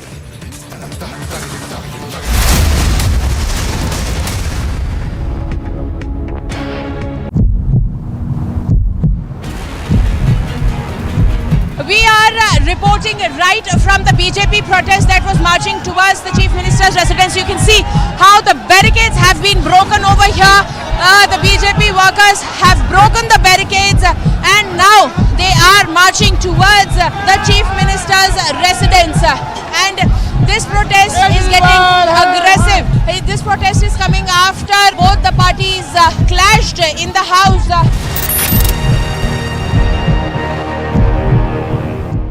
It is only the Republic Media Network's non-stop campaign, Arrest Shankar Mishra, is a national demand. Sir, were you negligent? Sir, you didn't perform your duty. Sir, you did. Sir, what exactly? Sir, you guys did fulfill your duty. Why are you not apologetic? Why are you not apologetic? Why are you not apologetic?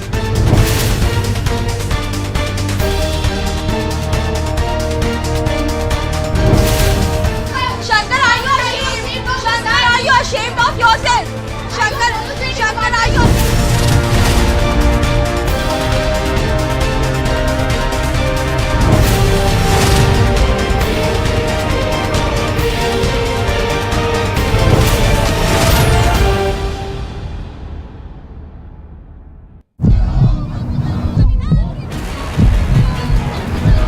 Dramatic pictures of this protest, which is right now underway in Delhi, right in front of Aam Aadmi Party headquarters. These workers have now been stopped by Delhi police. Remember that this protest is taking place against the alleged attack which took place on Aam Aadmi Party councillors. This is what they are claiming. They are saying that LG and the BJP are indulged in killing constitution, and that is why they are protesting here. Picture is very much scary over here. Every house is having the cracks, even the roads are having the cracks. I'm moving toward these particular houses. In each and every house, let me tell you, there is a crack, and this has been marked. They have been told specifically there is no other option but to leave now. These kind of mark has been already put in air by the administration that these are the property which is affected now, and these people have been asked specifically to leave.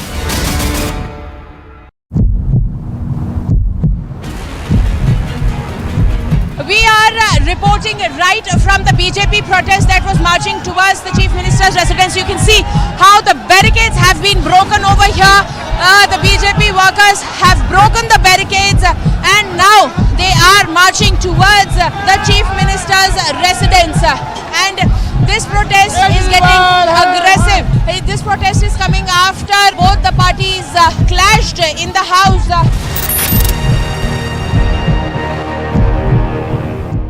It is only the Republic Media Network's non-stop campaign, Arrest Shankar Mishra, is a national demand. Sir, were you negligent? Sir, you didn't perform your duty. Sir, you did. Sir, what exactly? Sir, you guys did fulfill your duty. Why are you not apologetic? Why are you not apologetic? Why are you not apologetic?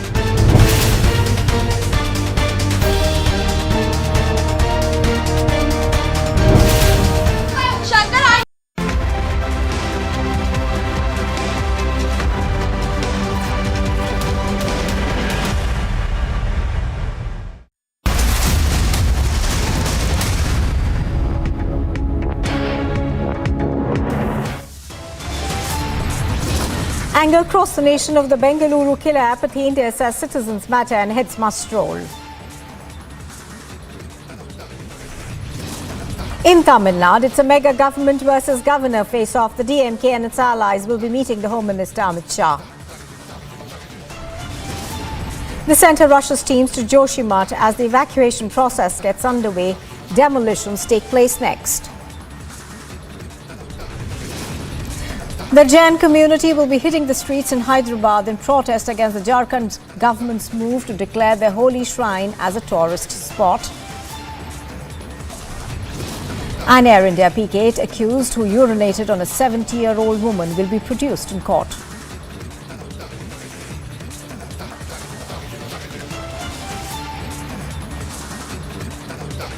Good morning. You are with Republic TV. This is Live and Breaking, and I'm Nupur Talwar Suri. Now, calling out the Congress's double-speak, the BJP has said that on the one hand, visiting the Golden Temple, Fatehgarh Sahib Gurdwara, but also extending a hand of patronage and protection to Jagdish Taitla, Kamal Nath and Sajjan Kumar.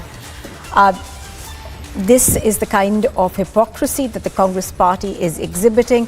The question being asked is, does the Congress repent the statement of Rajiv Gandhi?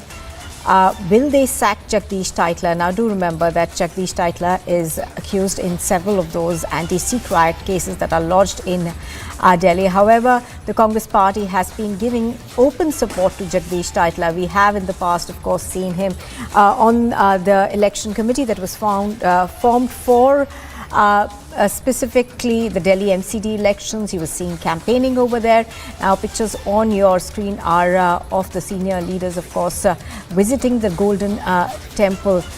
So questions, of course, being asked about the duplicity there. You can see Rahul Gandhi over there visiting the Golden Temple. He's been to other Sikh Gurudwaras. Let's in fact listen into a reaction that the BJP is giving.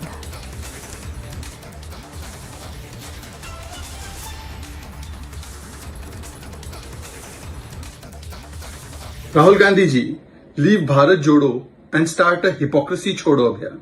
On the one hand, you visit Golden Temple, Fatehgarh Sahib Gurudwara. On the other hand, the Congress party extends a hand of patronage and protection to Jagdish Taitla, to Kamal Nath, to Sajjan Kumar, who was convicted after 34 long years. The Congress party always extended him protection. The Congress party gave promotion to Jagdish Taitla.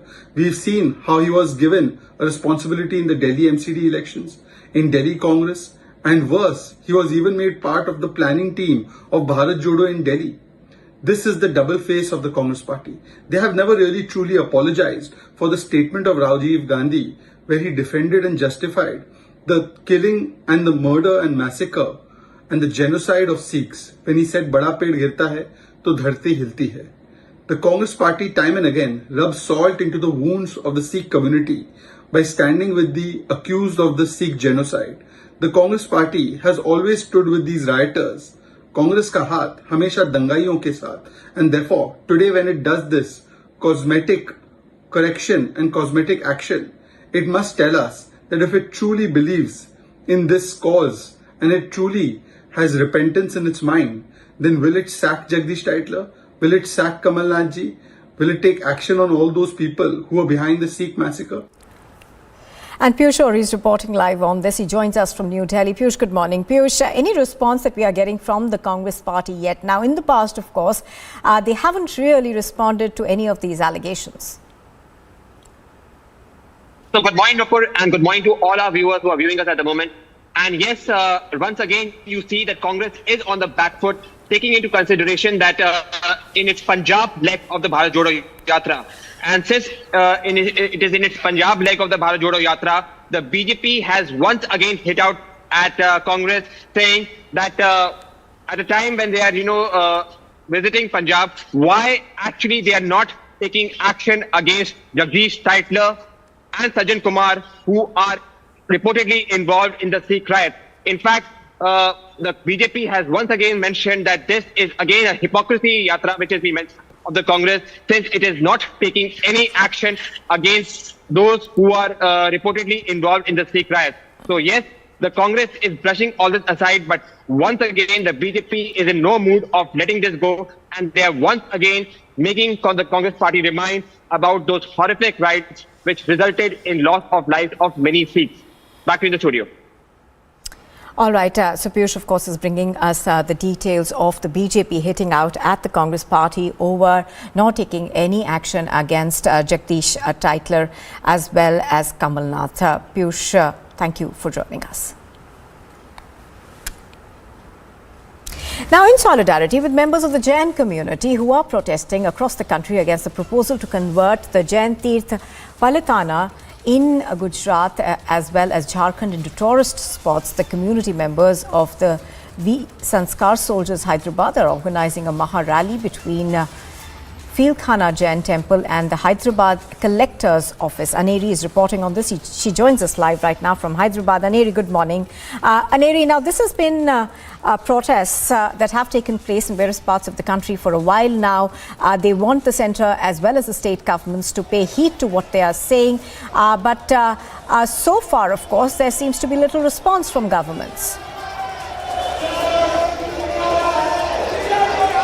Well, that's right, Nupur. We have been seeing how the government of India had come up with a geo of putting a ban on the sale of non-veg and liquor at the Samit Shikharji, the sacred temple of the Jains. And also right now, after that, also we see that the Jain community here in Hyderabad are taking out a massive rally. As you can see the visuals here, a massive rally being taken out by the Jain community. Well, this is being organized by Sanskar soldiers and also all the Jain community members. As you can see, a large number of people have come together to take part in this massive rally here.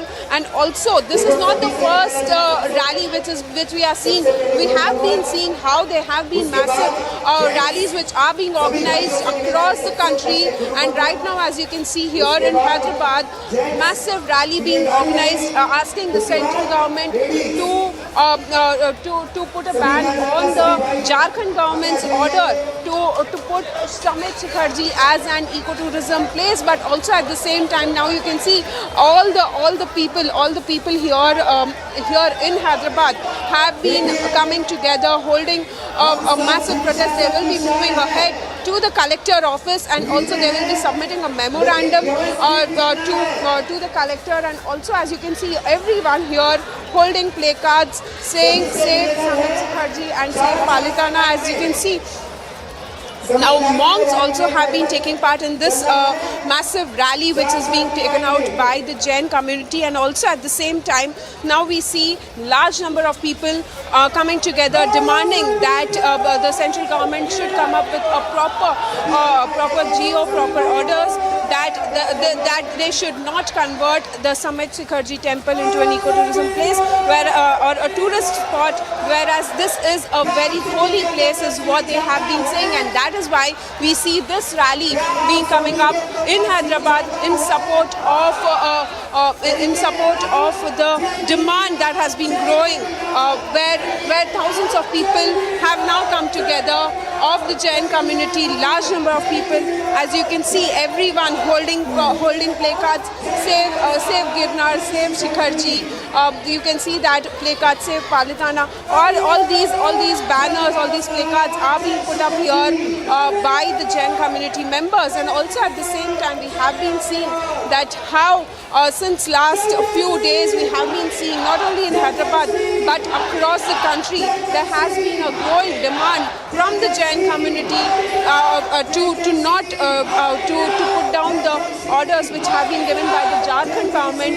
And now we see that large number of people have gathered here in Hyderabad, taking out a mega rally, and they will be moving towards the collector office and submitting a memorandum to them.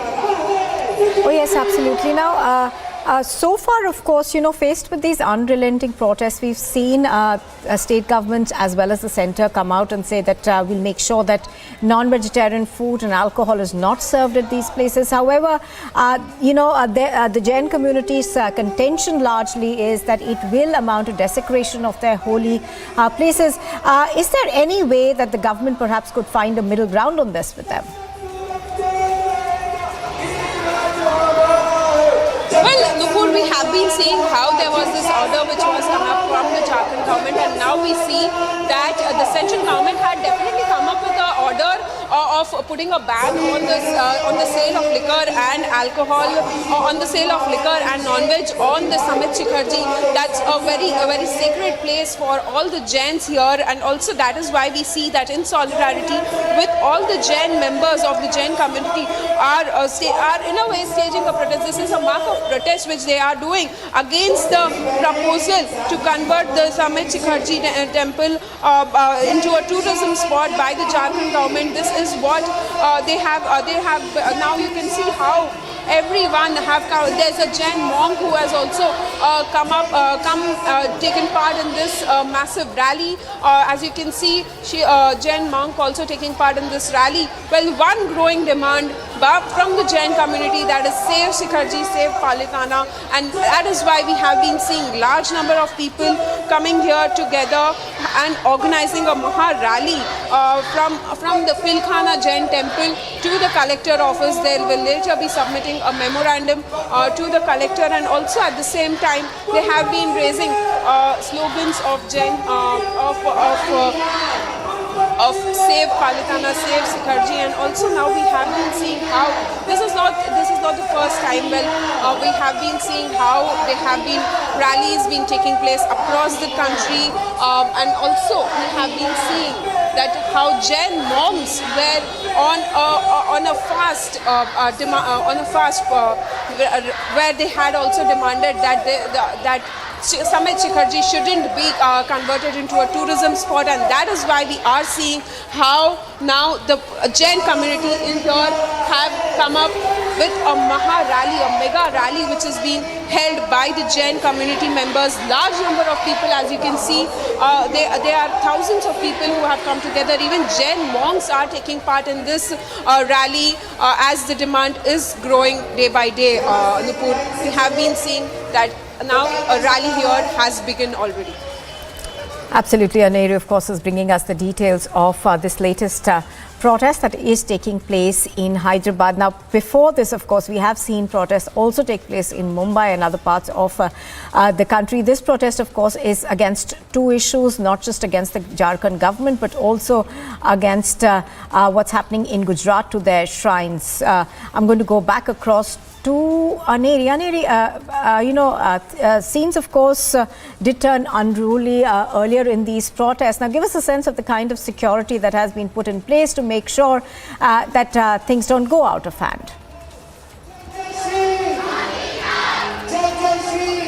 Well, Nupur, definitely now the Jain community members have taken permission for this rally which they have been taking up. Well, we see that police officials have also been deployed in large number because this rally is about 2 to 3 kilometers long rally which they are taking up. Now you can see how all the women have come. They have a dress code which they have to wear red, and also at the same time we are seeing how there are flags of Jain community.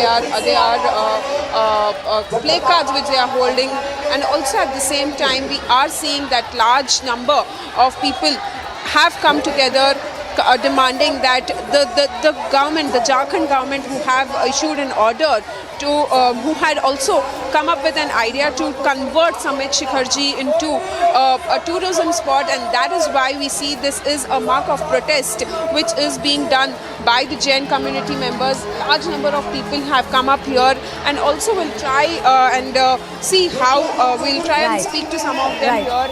And also at the same time we are seeing. Right, absolutely. So Neri, of course, is bringing us these pictures that we are now getting from Hyderabad. This does appear to have a large number of people who've gathered over there to protest what's happening to the Jain community shrines in Jharkhand as well as Gujarat. For the moment, Neri, thank you. And let's move on and take a look at what else is making news across the country. As anger across the country continues to mount, the Karnataka Chief Minister Basavaraj Bommai has assured legal action against senior officials and those directly involved in the matter. The eyewitness of the Bengaluru civic apathy case has narrated his horror, expressing disappointment over the negligence. He said that accidents are common on this road due to lack of signboards. In Tamil Nadu, it's a mega government versus governor face-off. The DMK leaders and allies will be meeting Home Minister Amit Shah and President Draupadi Murmu. The governor, R. Ravi, and Chief Minister M.K. Stalin have been at loggerheads over a range of issues, including his refusal to approve 20 bills. Cracks on walls and roads, buildings on the verge of collapse. The situation in Joshimath continues to be serious as the centre has rushed teams to Joshimath to help with the evacuation process. The Jain community has hit the streets in Hyderabad in protest of the Jharkhand government's decision to declare the holy shrine a tourist spot.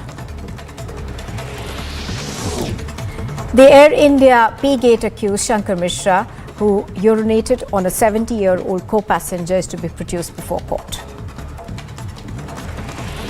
The Defence Ministry has approved 3 procurement proposals at a cost of 4,276 crore rupees to bolster combat capabilities of armed forces along the line of actual control with China.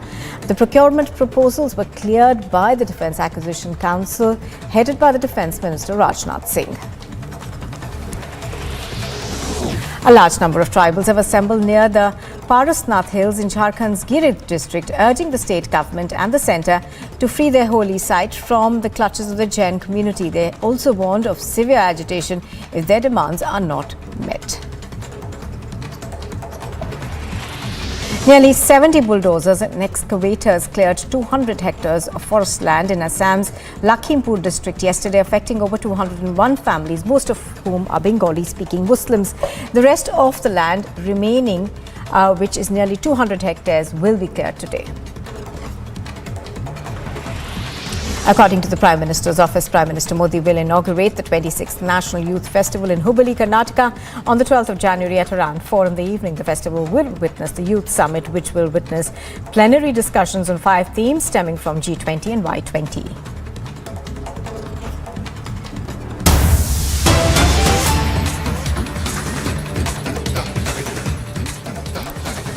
Now, sources have informed Republic TV that yesterday at 4:30 p.m. a person called the Dhirubhai Ambani school in BKC and informed them that I have planted a bomb in your school, saying that the caller disconnected after that. Now, after this, the caller again called the school landline, and this time he said that he did it so that he could be caught by the police. The caller said that if I do this, the police will catch me and put me in jail, because of which my name will be on social media, and Mukesh as well as Nita Ambani will also notice him. Although the matter is serious, the Ambani family often receives threats. That is why the school has informed the police about this. The BKC police have now registered a case under section 505 and 506 of the IPC.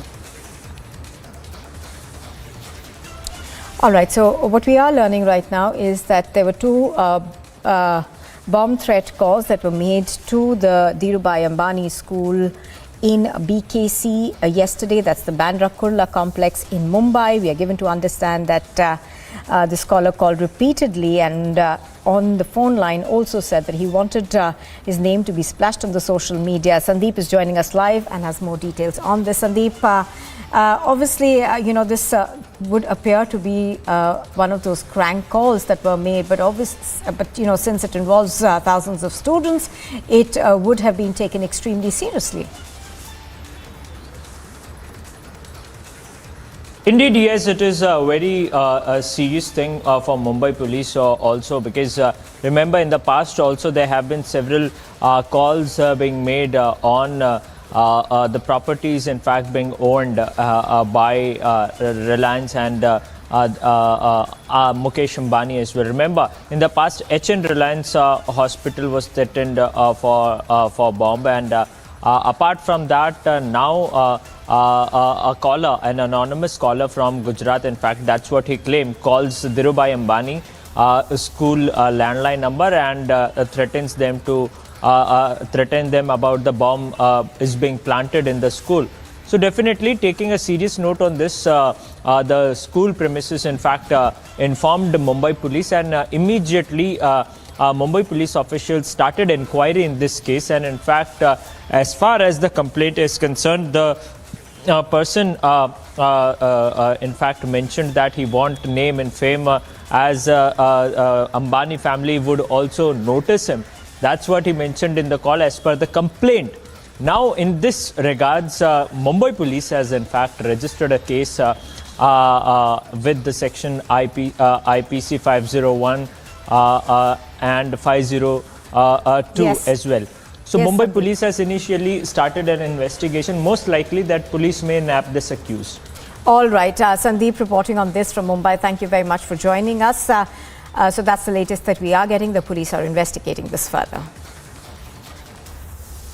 JDU के राष्ट्रीय अध्यक्ष ललन सिंह ने नीतीश कुमार के लिए प्रधानमंत्री की पद की दावेदारी पेश कर दी है। हमारे साथ मौजूद हैं जेडीयू के राष्ट्रीय अध्यक्ष ललन सिंह जी। ललन जी, कल आपने जमुई के एक सभा में कहा कि नीतीश कुमार बेहतर प्रधानमंत्री के उम्मीदवार हैं नरेंद्र मोदी के बनिस्पत, और आपने कुछ कुछ योजनाओं का भी गिनती किया कि उनका कॉपी किया है बिहार सरकार की योजनाओं का केंद्र सरकार ने। तो क्या ये माना जाए कि नीतीश कुमार अब प्रधानमंत्री पद के रेस में आ गए हैं? नहीं, ये कभी हमने नहीं कहा कि मुख्यमंत्री नीतीश कुमार जी प्रधानमंत्री के रेस में हैं। मैंने ये कहा कि देश का प्रधानमंत्री बनने के लिए जो भी गुण चाहिए वो सारे गुण नीतीश कुमार जी में उपलब्ध हैं। मैंने ये कहा कि नीतीश कुमार जी को का विजन है, उनकी सोच है, उन अपनी सोच को जो जनहित की योजनाएं हैं उसको कार्यान्वित कराने की उनकी क्षमता है। और उसी संदर्भ में मैंने कहा कि बिहार में कई योजनाएं उन्होंने प्रारंभ की, साइकिल योजना, पोशाक योजना, हर घर बिजली योजना, हर घर नल का जल योजना, ये सारी योजनाएं, महिला सशक्तिकरण के लिए जीविका योजना, इन सारी योजनाओं को उन्होंने कार्यान्वित किया और इन सभी योजनाओं को केंद्र सरकार ने 2 साल 3 साल के बाद इसको अपने योजना बनाकर देश भर में लागू किया।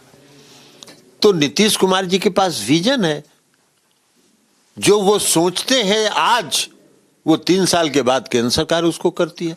मैंने यही कहा, तो इसलिए कहा कि प्रधानमंत्री बनने की का गुण नीतीश कुमार जी में उपलब्ध। You are watching Republic TV. On the other side, anger across the nation of the Bengaluru killer apathy. India says citizens matter and heads must roll.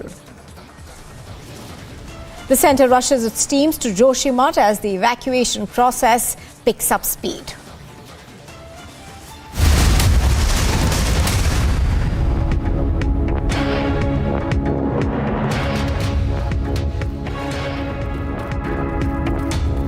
mass grave. Somewhere down the line, the Russian troops have crossed the line. Here you have bodies of children, bodies of women packed in a bag, and they've been dumped here. These are the images which shows you the reality of what really happened in the city of Bucha.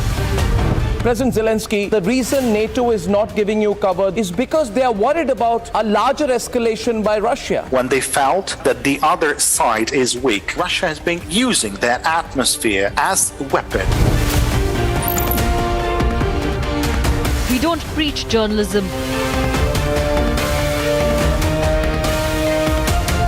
We practice it. It is only the Republic Media Network's non-stop campaign, Arrest Shankar Mishra, is a national demand. Sir, were you negligent? Sir, you didn't perform your duty.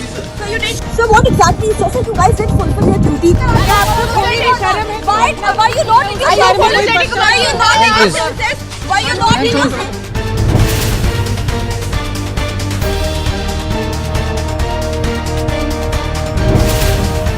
Shankar, are you ashamed? Shankar, are you ashamed of yourself? Shankar, are you?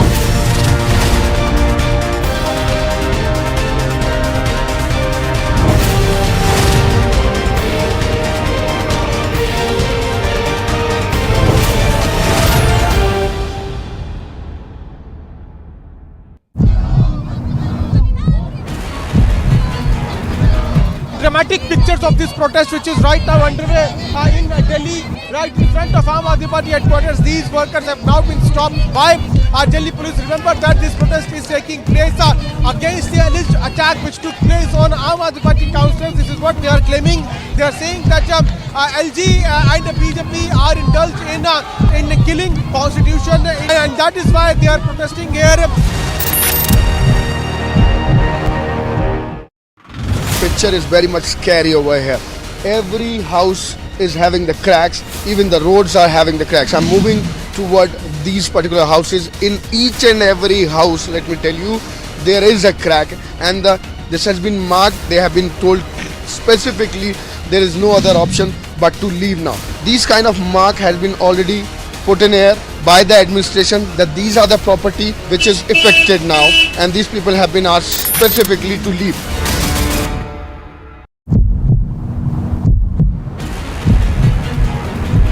We are reporting right from the BJP protest that was marching towards the Chief Minister's residence. You can see how the barricades have been broken over here. The BJP workers have broken the barricades and now they are marching towards the Chief Minister's residence. And this protest is getting aggressive. This protest is coming after both the parties clashed in the house.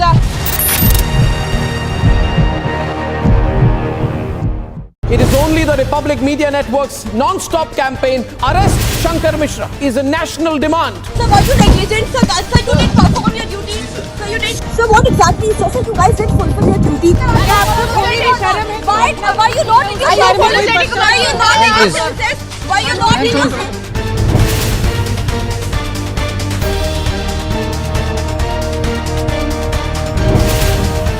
Shankar, are you ashamed? Shankar, are you ashamed of yourself? Shankar, are you?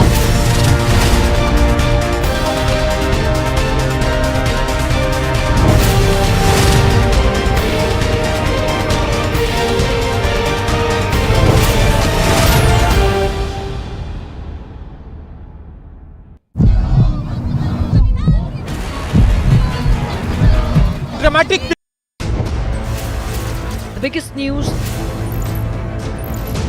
10 मार्च के बाद bulldozer चलेगी कि नहीं चलेगी? 10 मार्च के बाद फिर विकास और पेशेवर माफिया और अपराधियों के ऊपर फिर से बुलडोजर अपना काम भी करना प्रारंभ कर देगा। The biggest newsmakers. The government is not going out of its way to correct any political messaging. After a point, it is like you can convince a person who wants to listen and think. But if I've already made up my mind, no argument can convince them. The biggest events.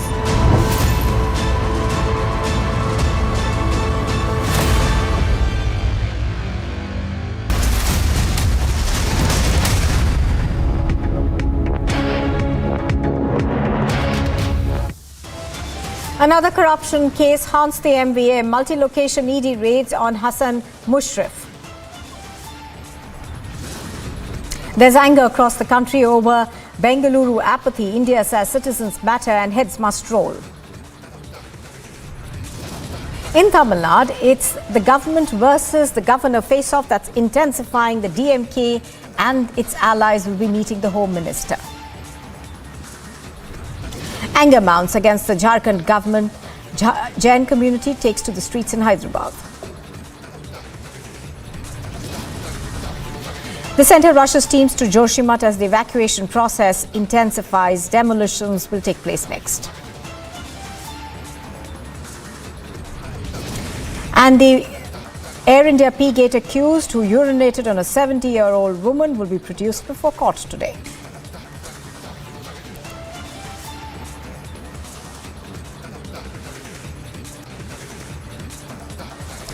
Good morning and thank you very much for staying with us on Live and Breaking. Now, the administration in Joshimath had started preparing for the demolition of two precariously standing hotels in the subsidence-hit Joshimath in Uttarakhand, but faced protests from their owners and locals on the issue of compensation, while more families were evacuated from the danger zone as the number of affected homes has now risen to 700.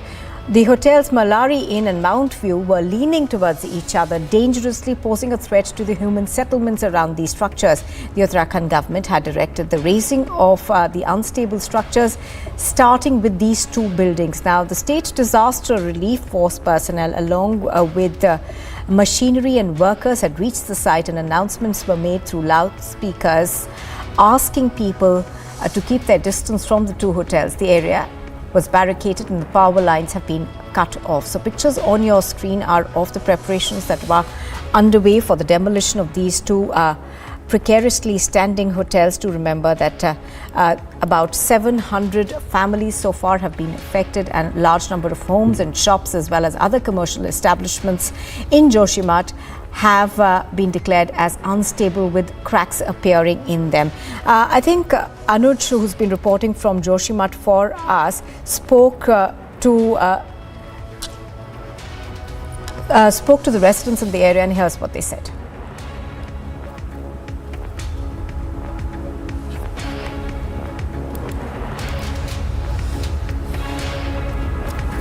All right. Army के क्षेत्र में भी काफी cracks आ गए हैं. हमने वहां से आर्मी को हटा के दूसरी जगह रख लिया है और सुरक्षित है. और कहीं कहीं पर हम दिन में काम करवाते हैं लेकिन रात को सोने नहीं देते हैं. और जनता की सुविधा के लिए हमारी यहाँ की ब्रिगेड बिल्कुल हर समय तैयार है.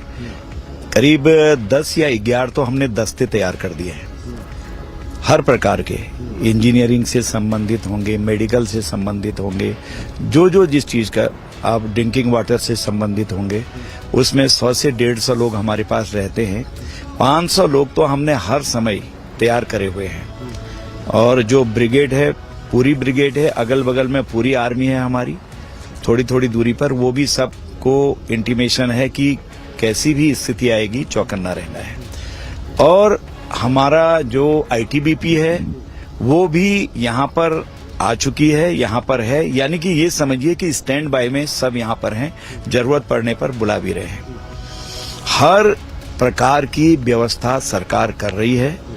और केंद्र सरकार, आप सब जानते हैं कि माननीय प्रधानमंत्री जी पल पल की खबर ले रहे हैं. माननीय मुख्यमंत्री जी यहाँ से हर चीज की मॉनिटरिंग कर रहे हैं.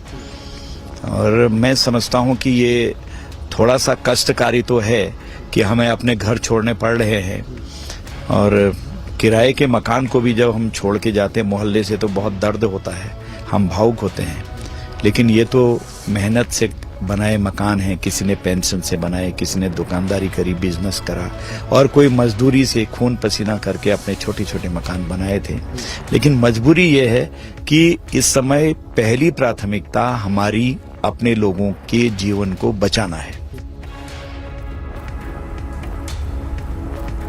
All right, we are cutting out of that, and we're going to go across, I think, to Anuj to give us more details in terms of what's happening and how these preparations are now going forward. Now, Anuj, yesterday, of course, you know, the locals over there were extremely agitated about what's happening and the demolition process. But give us a sense of how many demolitions are we expecting to take place today now? Well, it has not started yet. As we do understand that what has happened yesterday, let me give you the sense from the ground. The situation remains the same. The people are still on the road, and there you can see these are the protesters, these are the locals who were protesting yesterday. We have seen it through the evening and till the night, and whole night they were staying over here. And the situation remains the same. There the people are still sitting here. They are not allowing any kind of demolition. They are saying until and unless they are given assurance in written, they are not going to move ahead. They are not going to allow any kind of demonstration. That is something what has been demolition. That is something what has been specifically, categorically stated, that they want assurance that what is going to be the amount of compensation. In written, they want assurance of everything. That's something what we are seeing at this point in time. So the situation remains tense.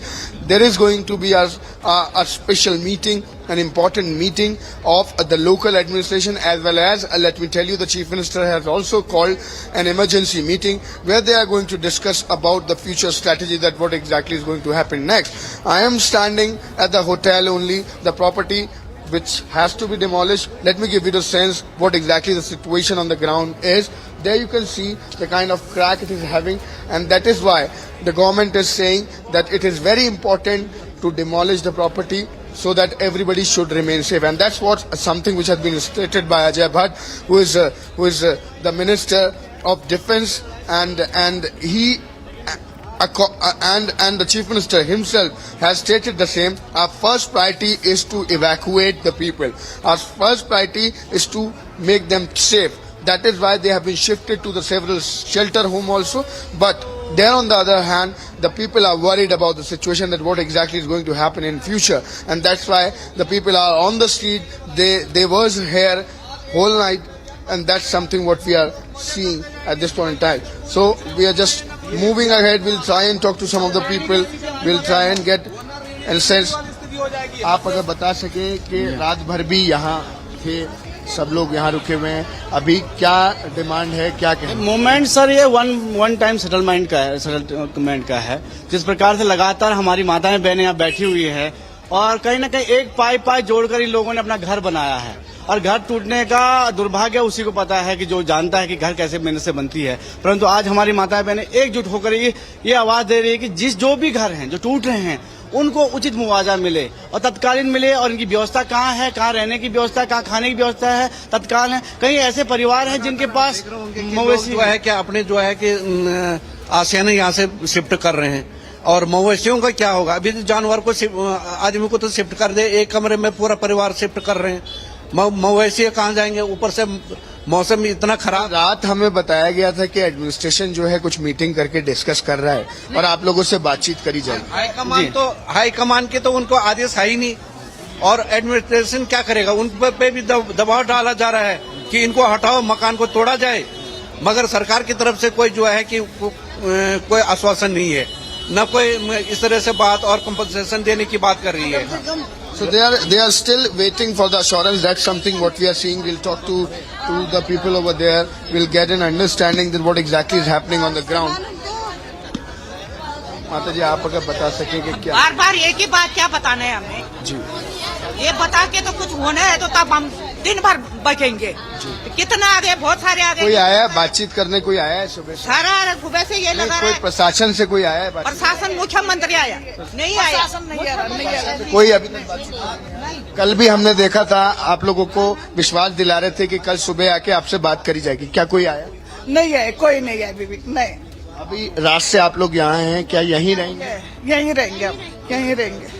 लिखित में जब तक आप लोगों को लिखित दे दे, हमको ये मिल जाए, लिखित दे दो तो हम आ जाएंगे।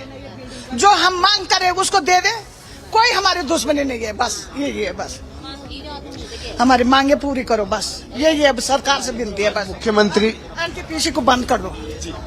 So this exactly is the situation on the ground, where the people are saying that they haven't got any assurance till now, and they are still waiting for the administration to reach them. They want a solution, and as we are seeing, the people are still on the streets. Yes. All right, Anuj, of course, is continuing to bring us the latest from Joshimath, even as the process of demolition is yet to begin. The administration, of course, has said that it is looking into concerns of people whose homes will be demolished. Thank you for the moment for joining us, Anuj. Now, moving on, the RSS chief, Mohan Bhagwat's "Muslims have nothing to fear in India" remark has now sparked a massive political furor, while the NC has hit out, saying that no Muslims are afraid of Bhagwat and that he's trying to instill fear in the minds of people, while the BJP has come out in support, saying that India wants peace.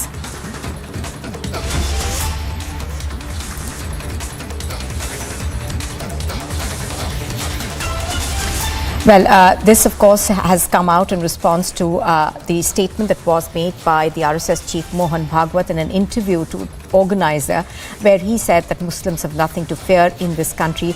Though he, now, this, of course, has found reactions across this political spectrum. The National Conference has hit out, saying that Muslims aren't afraid of Mohan Bhagwat, but there is a perception that he is trying to instill fear in Muslims. Let's listen in to that comment that has come in from Sheikh Bashir of the National Conference.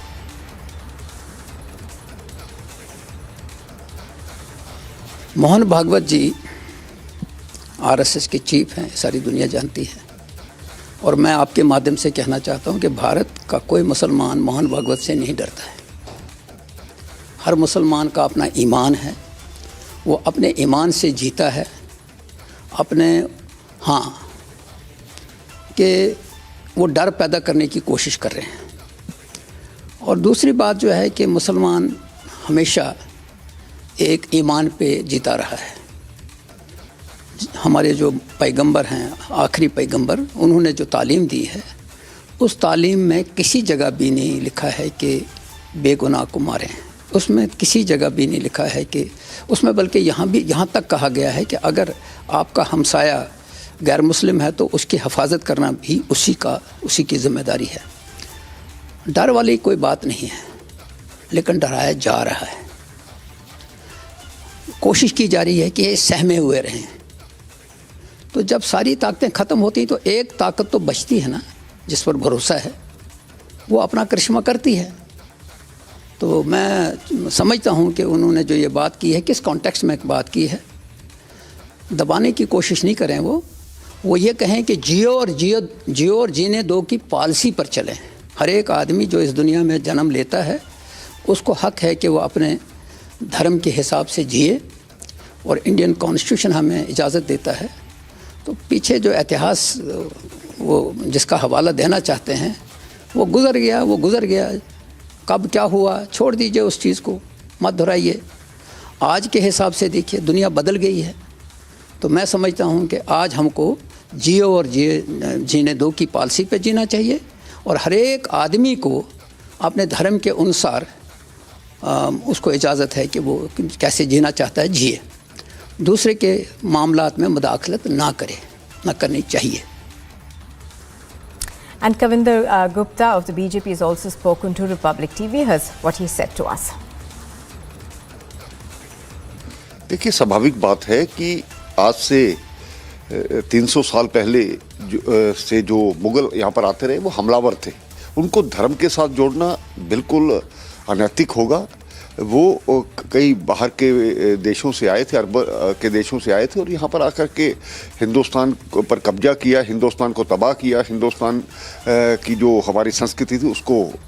आज मुसलमानों को ये भी समझना होगा कि कहीं ना कहीं उन्होंने धर्मांतरण करवाया था, लेकिन आज जिस भी धर्म में है वो रहें, लेकिन इस देश को अपना मान करके उनका जो पुराना समय है उसको भूल करके तभी ये चीज़ें संभव होंगी और हिंदुस्तान में एक शांति व्यवस्था बनेगी।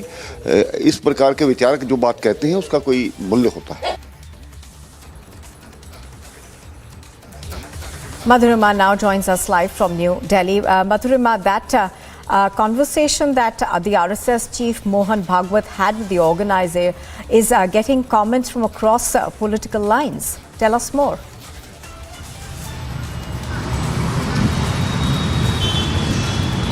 Well, Nupur, this is a very important statement coming from the part of Mohan Bhagwat, the RSS chief, where he goes on to assert over the fact that Mughals came, they infiltrated India, and post that because of the Mughal fury, a lot of conversions took place, and that is how the Muslim population came in, maximum of Muslim population came in existence in our country. However, he said that people may live the way they want to, and there's no need to really give it a second thought as to what religion you are practicing, but to understand the history of of India, of the Mughal infiltration is important, so as to keep peace and so as to make sure that the peace prevails in the country.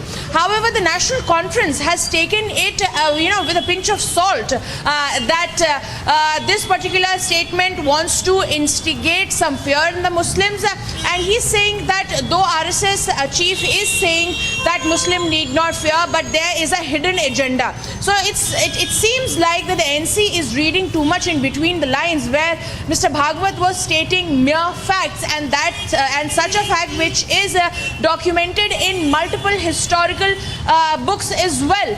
But the NC is taking it, with an agenda that the RSS has tried to instill fear.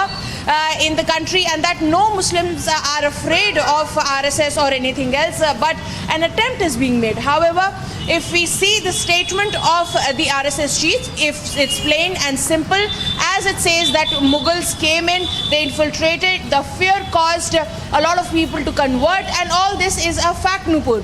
However, the opposition parties coming forward and taking it, within hidden agenda, they are trying to propagate the said ideology through which they have been minting political benefit, that the RSS has been trying to instill fear in the minority community.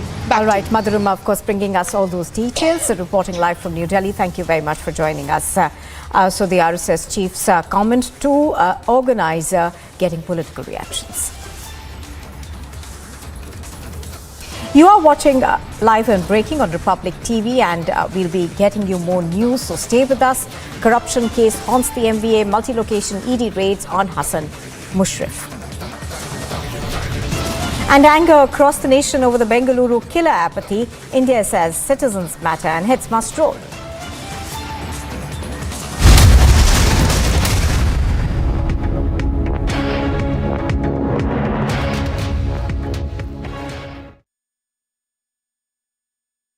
Step into luxury,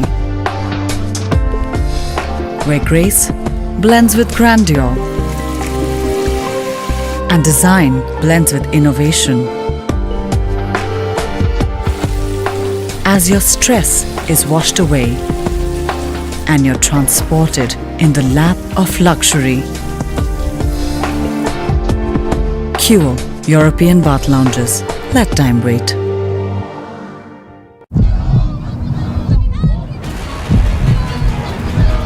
Dramatic pictures of this protest, which is right now underway in Delhi, right in front of Aam Aadmi Party headquarters. These workers have now been stopped by Delhi police. Remember that this protest is taking place against the alleged attack which took place on Aam Aadmi Party councillors. This is what they are claiming. They are saying that LG and the BJP are indulged in killing constitution, and that is why they are protesting here. Picture is very much scary over here.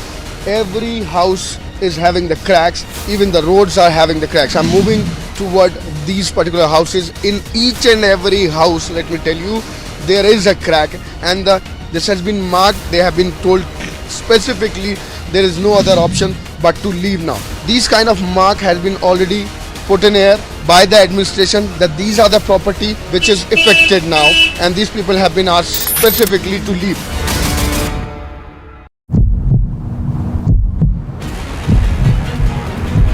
We are reporting right from the BJP protest that was marching towards the Chief Minister's residence. You can see how the barricades have been broken over here.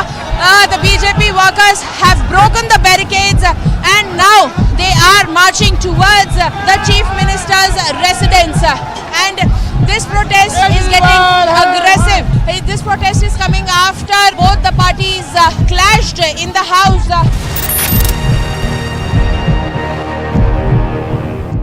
It is only the Republic Media Network's non-stop campaign, Arrest Shankar Mishra, is a national demand. Sir, were you negligent? Sir, you didn't perform your duty. Sir, what exactly? Sir, you guys didn't fulfill your duty. Why are you not in your service? Why are you not in your service? Why are you not in your service?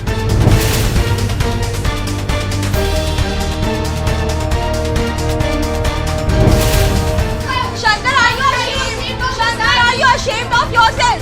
Shankar, are you ashamed?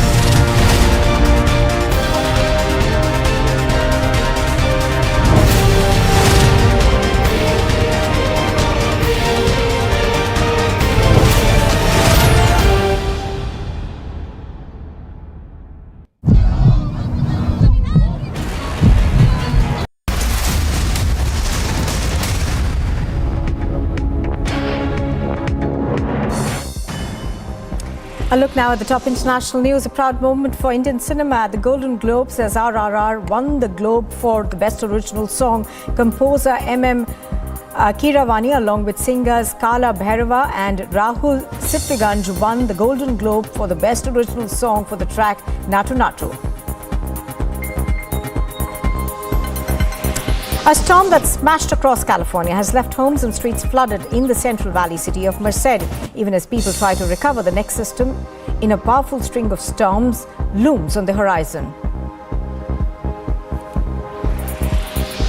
According to the California Department of Water Resources, the Fairmont Weir is flowing and forecast to flow in the next 5 days. Atmospheric pressure in California has resulted in the sudden increase in water pressure. Sarah Huckabee Sanders has been sworn in as Arkansas's 47th governor and the first woman to hold office that her father had once held. The former White House press secretary took oath of office in the State House of Representatives.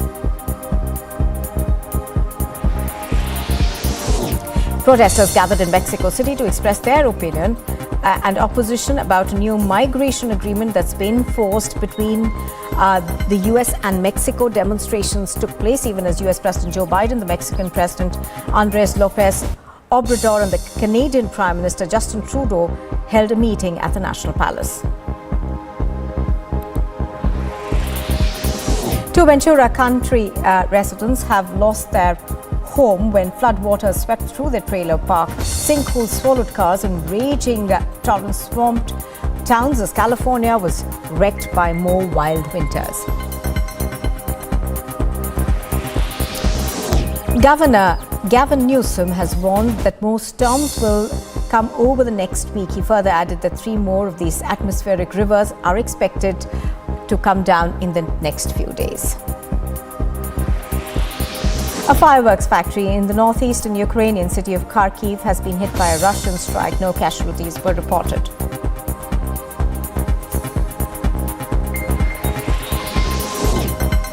Leaders of the United States, Canada and Mexico wrapped up their North American Leaders Summit, highlighting hemispheric partnership between the nations on trade, migration and climate change.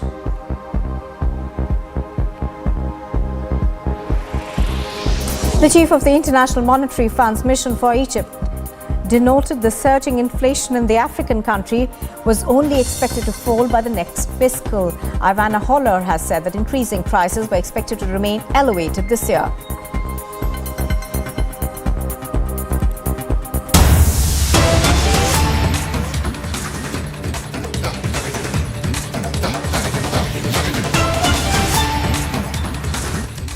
Well, the opposition parties in Tamil Nadu seem to be wearing all black to protest. Pictures on your screen are of AIADMK MLAs, including E. Palanisamy, arriving at the State Assembly in black shirts as a mark of protest against the DMK government over the law and order issue, and the Speaker Appavu over the seating arrangement row that has been there between Palanisamy and O. Paneerselvam. Those, of course, are the two leaders of the AIADMK who don't quite see eye to eye. So there's been a confrontation that's been between them as well. So pictures on your screen are of the AIADMK attacking the government as well as the Speaker over the issue of law and order as well as the seating arrangement for Palaniswamy and O. Paneerselvam. Varshini is joining us live from Chennai. She has more details on what's happening. Varshini, give us a sense of the row between the two factions of the AIADMK and how this has led to a confrontation of sorts brewing between them and the Speaker.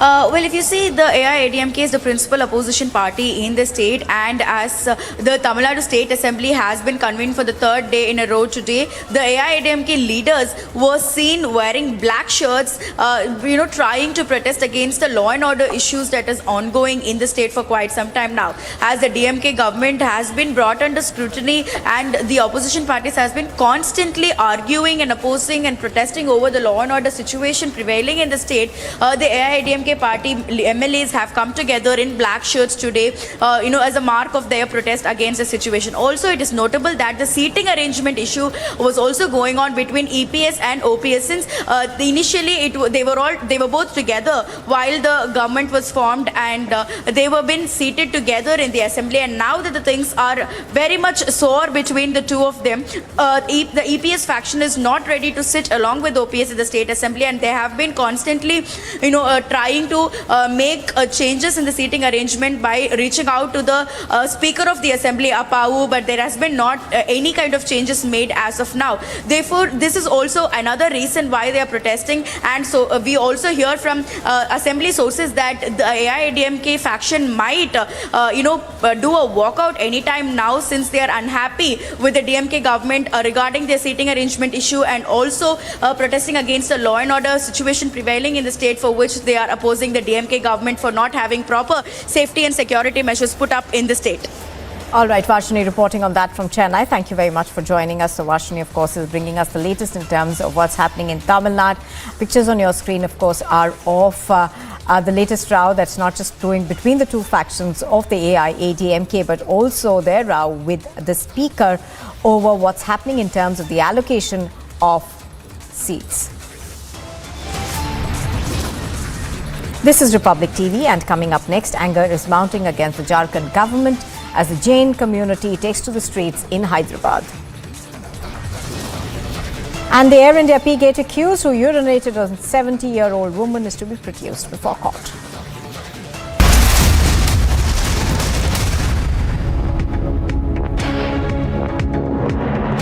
Step into luxury,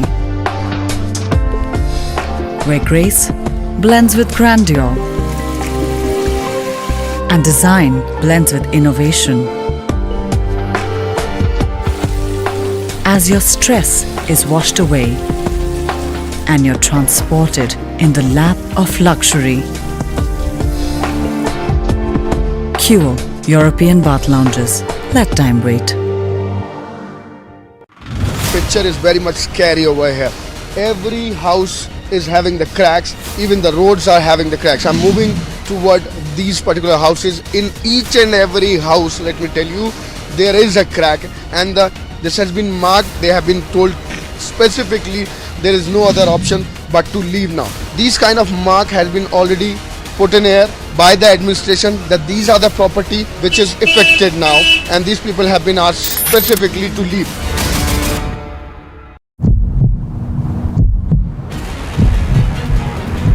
We are reporting right from the BJP protest that was marching towards the Chief Minister's residence. You can see how the barricades have been broken over here.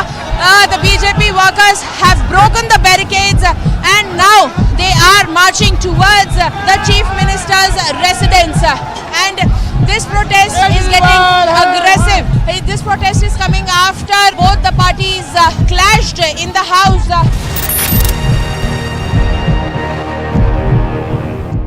It is only the Republic Media Network's non-stop campaign, Arrest Shankar Mishra, is a national demand. Sir, were you negligent? Sir, you didn't perform your duty. Sir, you did. Sir, what exactly? Sir, you guys did fulfill your duty. Why are you not apologetic? Why are you not apologetic? Why are you not apologetic?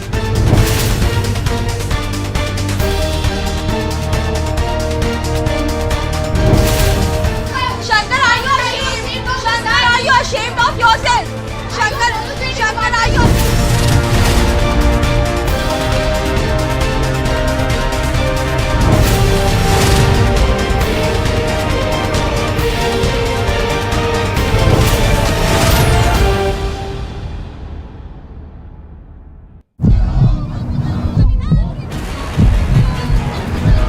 Dramatic pictures of this protest, which is right now underway in Delhi, right in front of Aam Aadmi Party headquarters. These workers have now been stopped by Delhi police. Remember that this protest is taking place against the alleged attack which took place on Aam Aadmi Party councillors. This is what they are claiming.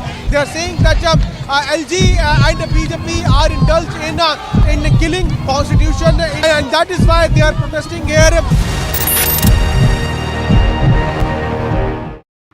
Picture is very much scary over here. Every house.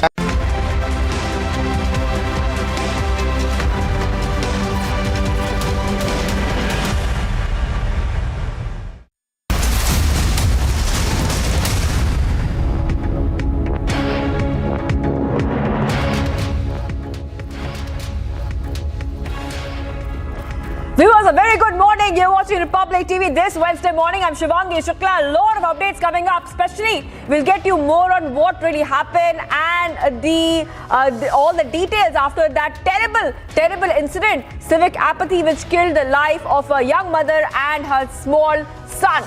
We'll get more details, but first, the headlines we're tracking right now. Corruption case halts MVA, multi-location ED raids on. Anger across the nation over Bengaluru killer. Apathy India says citizens matter and heads must roll.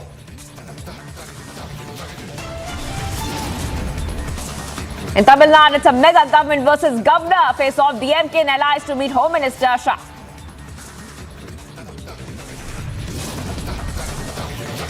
Anger mounts against sovereign government. Jain community takes to the streets in Hyderabad.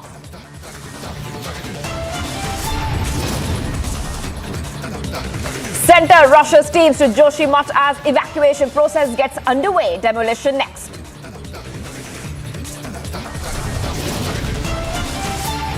Air India P-Gate accused who urinated on a 70-year-old to be produced before court.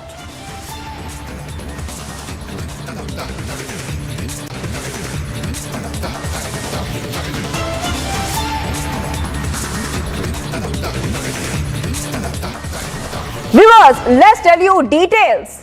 What's happening now? Remember that yesterday there was a terrible case of civic apathy. A young mother and a small son, they lost their lives in Bengaluru. A day after the killer pillar claimed those two lives in Bengaluru in a shocking case of civic apathy, the Republic has now confronted the Chief Minister Bommai, who assured the citizens of strict action in the next 24 hours. The Republic confronts the Chief Minister there, who is saying that strict action should be taken and will be taken very soon. Remember viewers, a short while back we also accessed the FIR copy of the Bengaluru metro collapse incident, which had claimed those two lives, a woman and her just a 2.5-year-old baby son. And viewers, we can also tell you is that we are tracking the story very closely. The Chief Minister has asserted that they will be forming a committee to decide on how to go ahead with the investigation. And viewers, right now, Republic has gone ahead and Republic TV has confronted the Chief Minister. Remember also viewers that the BMRCL had announced 20 lakh compensation as well. And a lot of questions are also being raised that why did this incident take place? Why are the authorities not taking responsibility?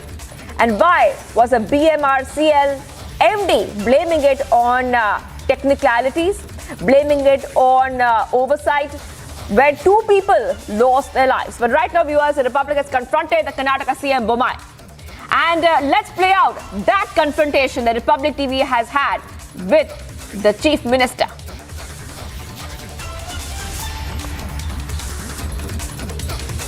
You told that the contractors will be named, sir. There has been no contractors who have been named.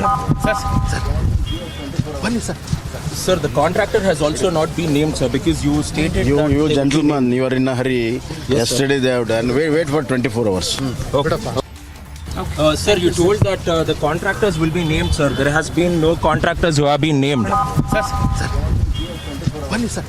Sir, the contractor has also not been named, sir, because you stated that... You gentlemen, you are in a hurry. Yes, yesterday they have done. Wait for 24 hours. Okay. All right, let's go to Prajwal. Prajwal, we saw that confrontation that you had with the CM there, Bommai. What did he tell you? He has been saying that strict action will be taken. With a big point coming up right now is that the action should be strict, fast. Not only that, such incidents should not happen again in Bengaluru, which is the IT hub, and keep seeing these kind of road accidents.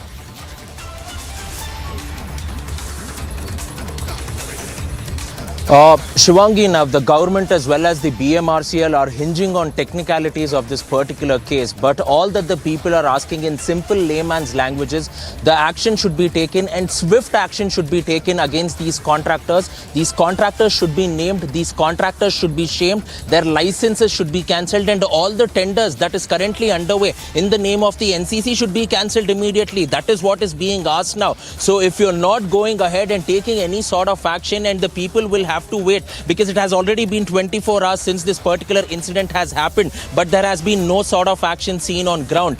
Why were there big promises made stating that the heads will roll, senior officials will be punished as well? Because we also saw that Chief Minister Bommai also spoke last night and stated that the senior officials who are responsible for this, the owner of the company will immediately be named in the FIR and action will be taken against him. But Republic accessed the FIR copy a few hours ago, and it is mentioning only the fact that they are mentioning about the contractors, on-site engineers and also BMRCL officials. But where is the name of the contractor here? There is no mention of the contractor, and in the FIR copy it is clearly shown that it is unknown. So therefore, the Chief Minister has gone on to state that wait for 24 hours and an action will be taken. He also earlier had gone on to state that a high-level inquiry will also be conducted and they will have a meeting as to how the inquiry should go towards as well. So we will have to wait, but so far there has been only words but no sort of action seen on the ground. So will there be an additional FIR filed? Because even if you look at the FIR copy,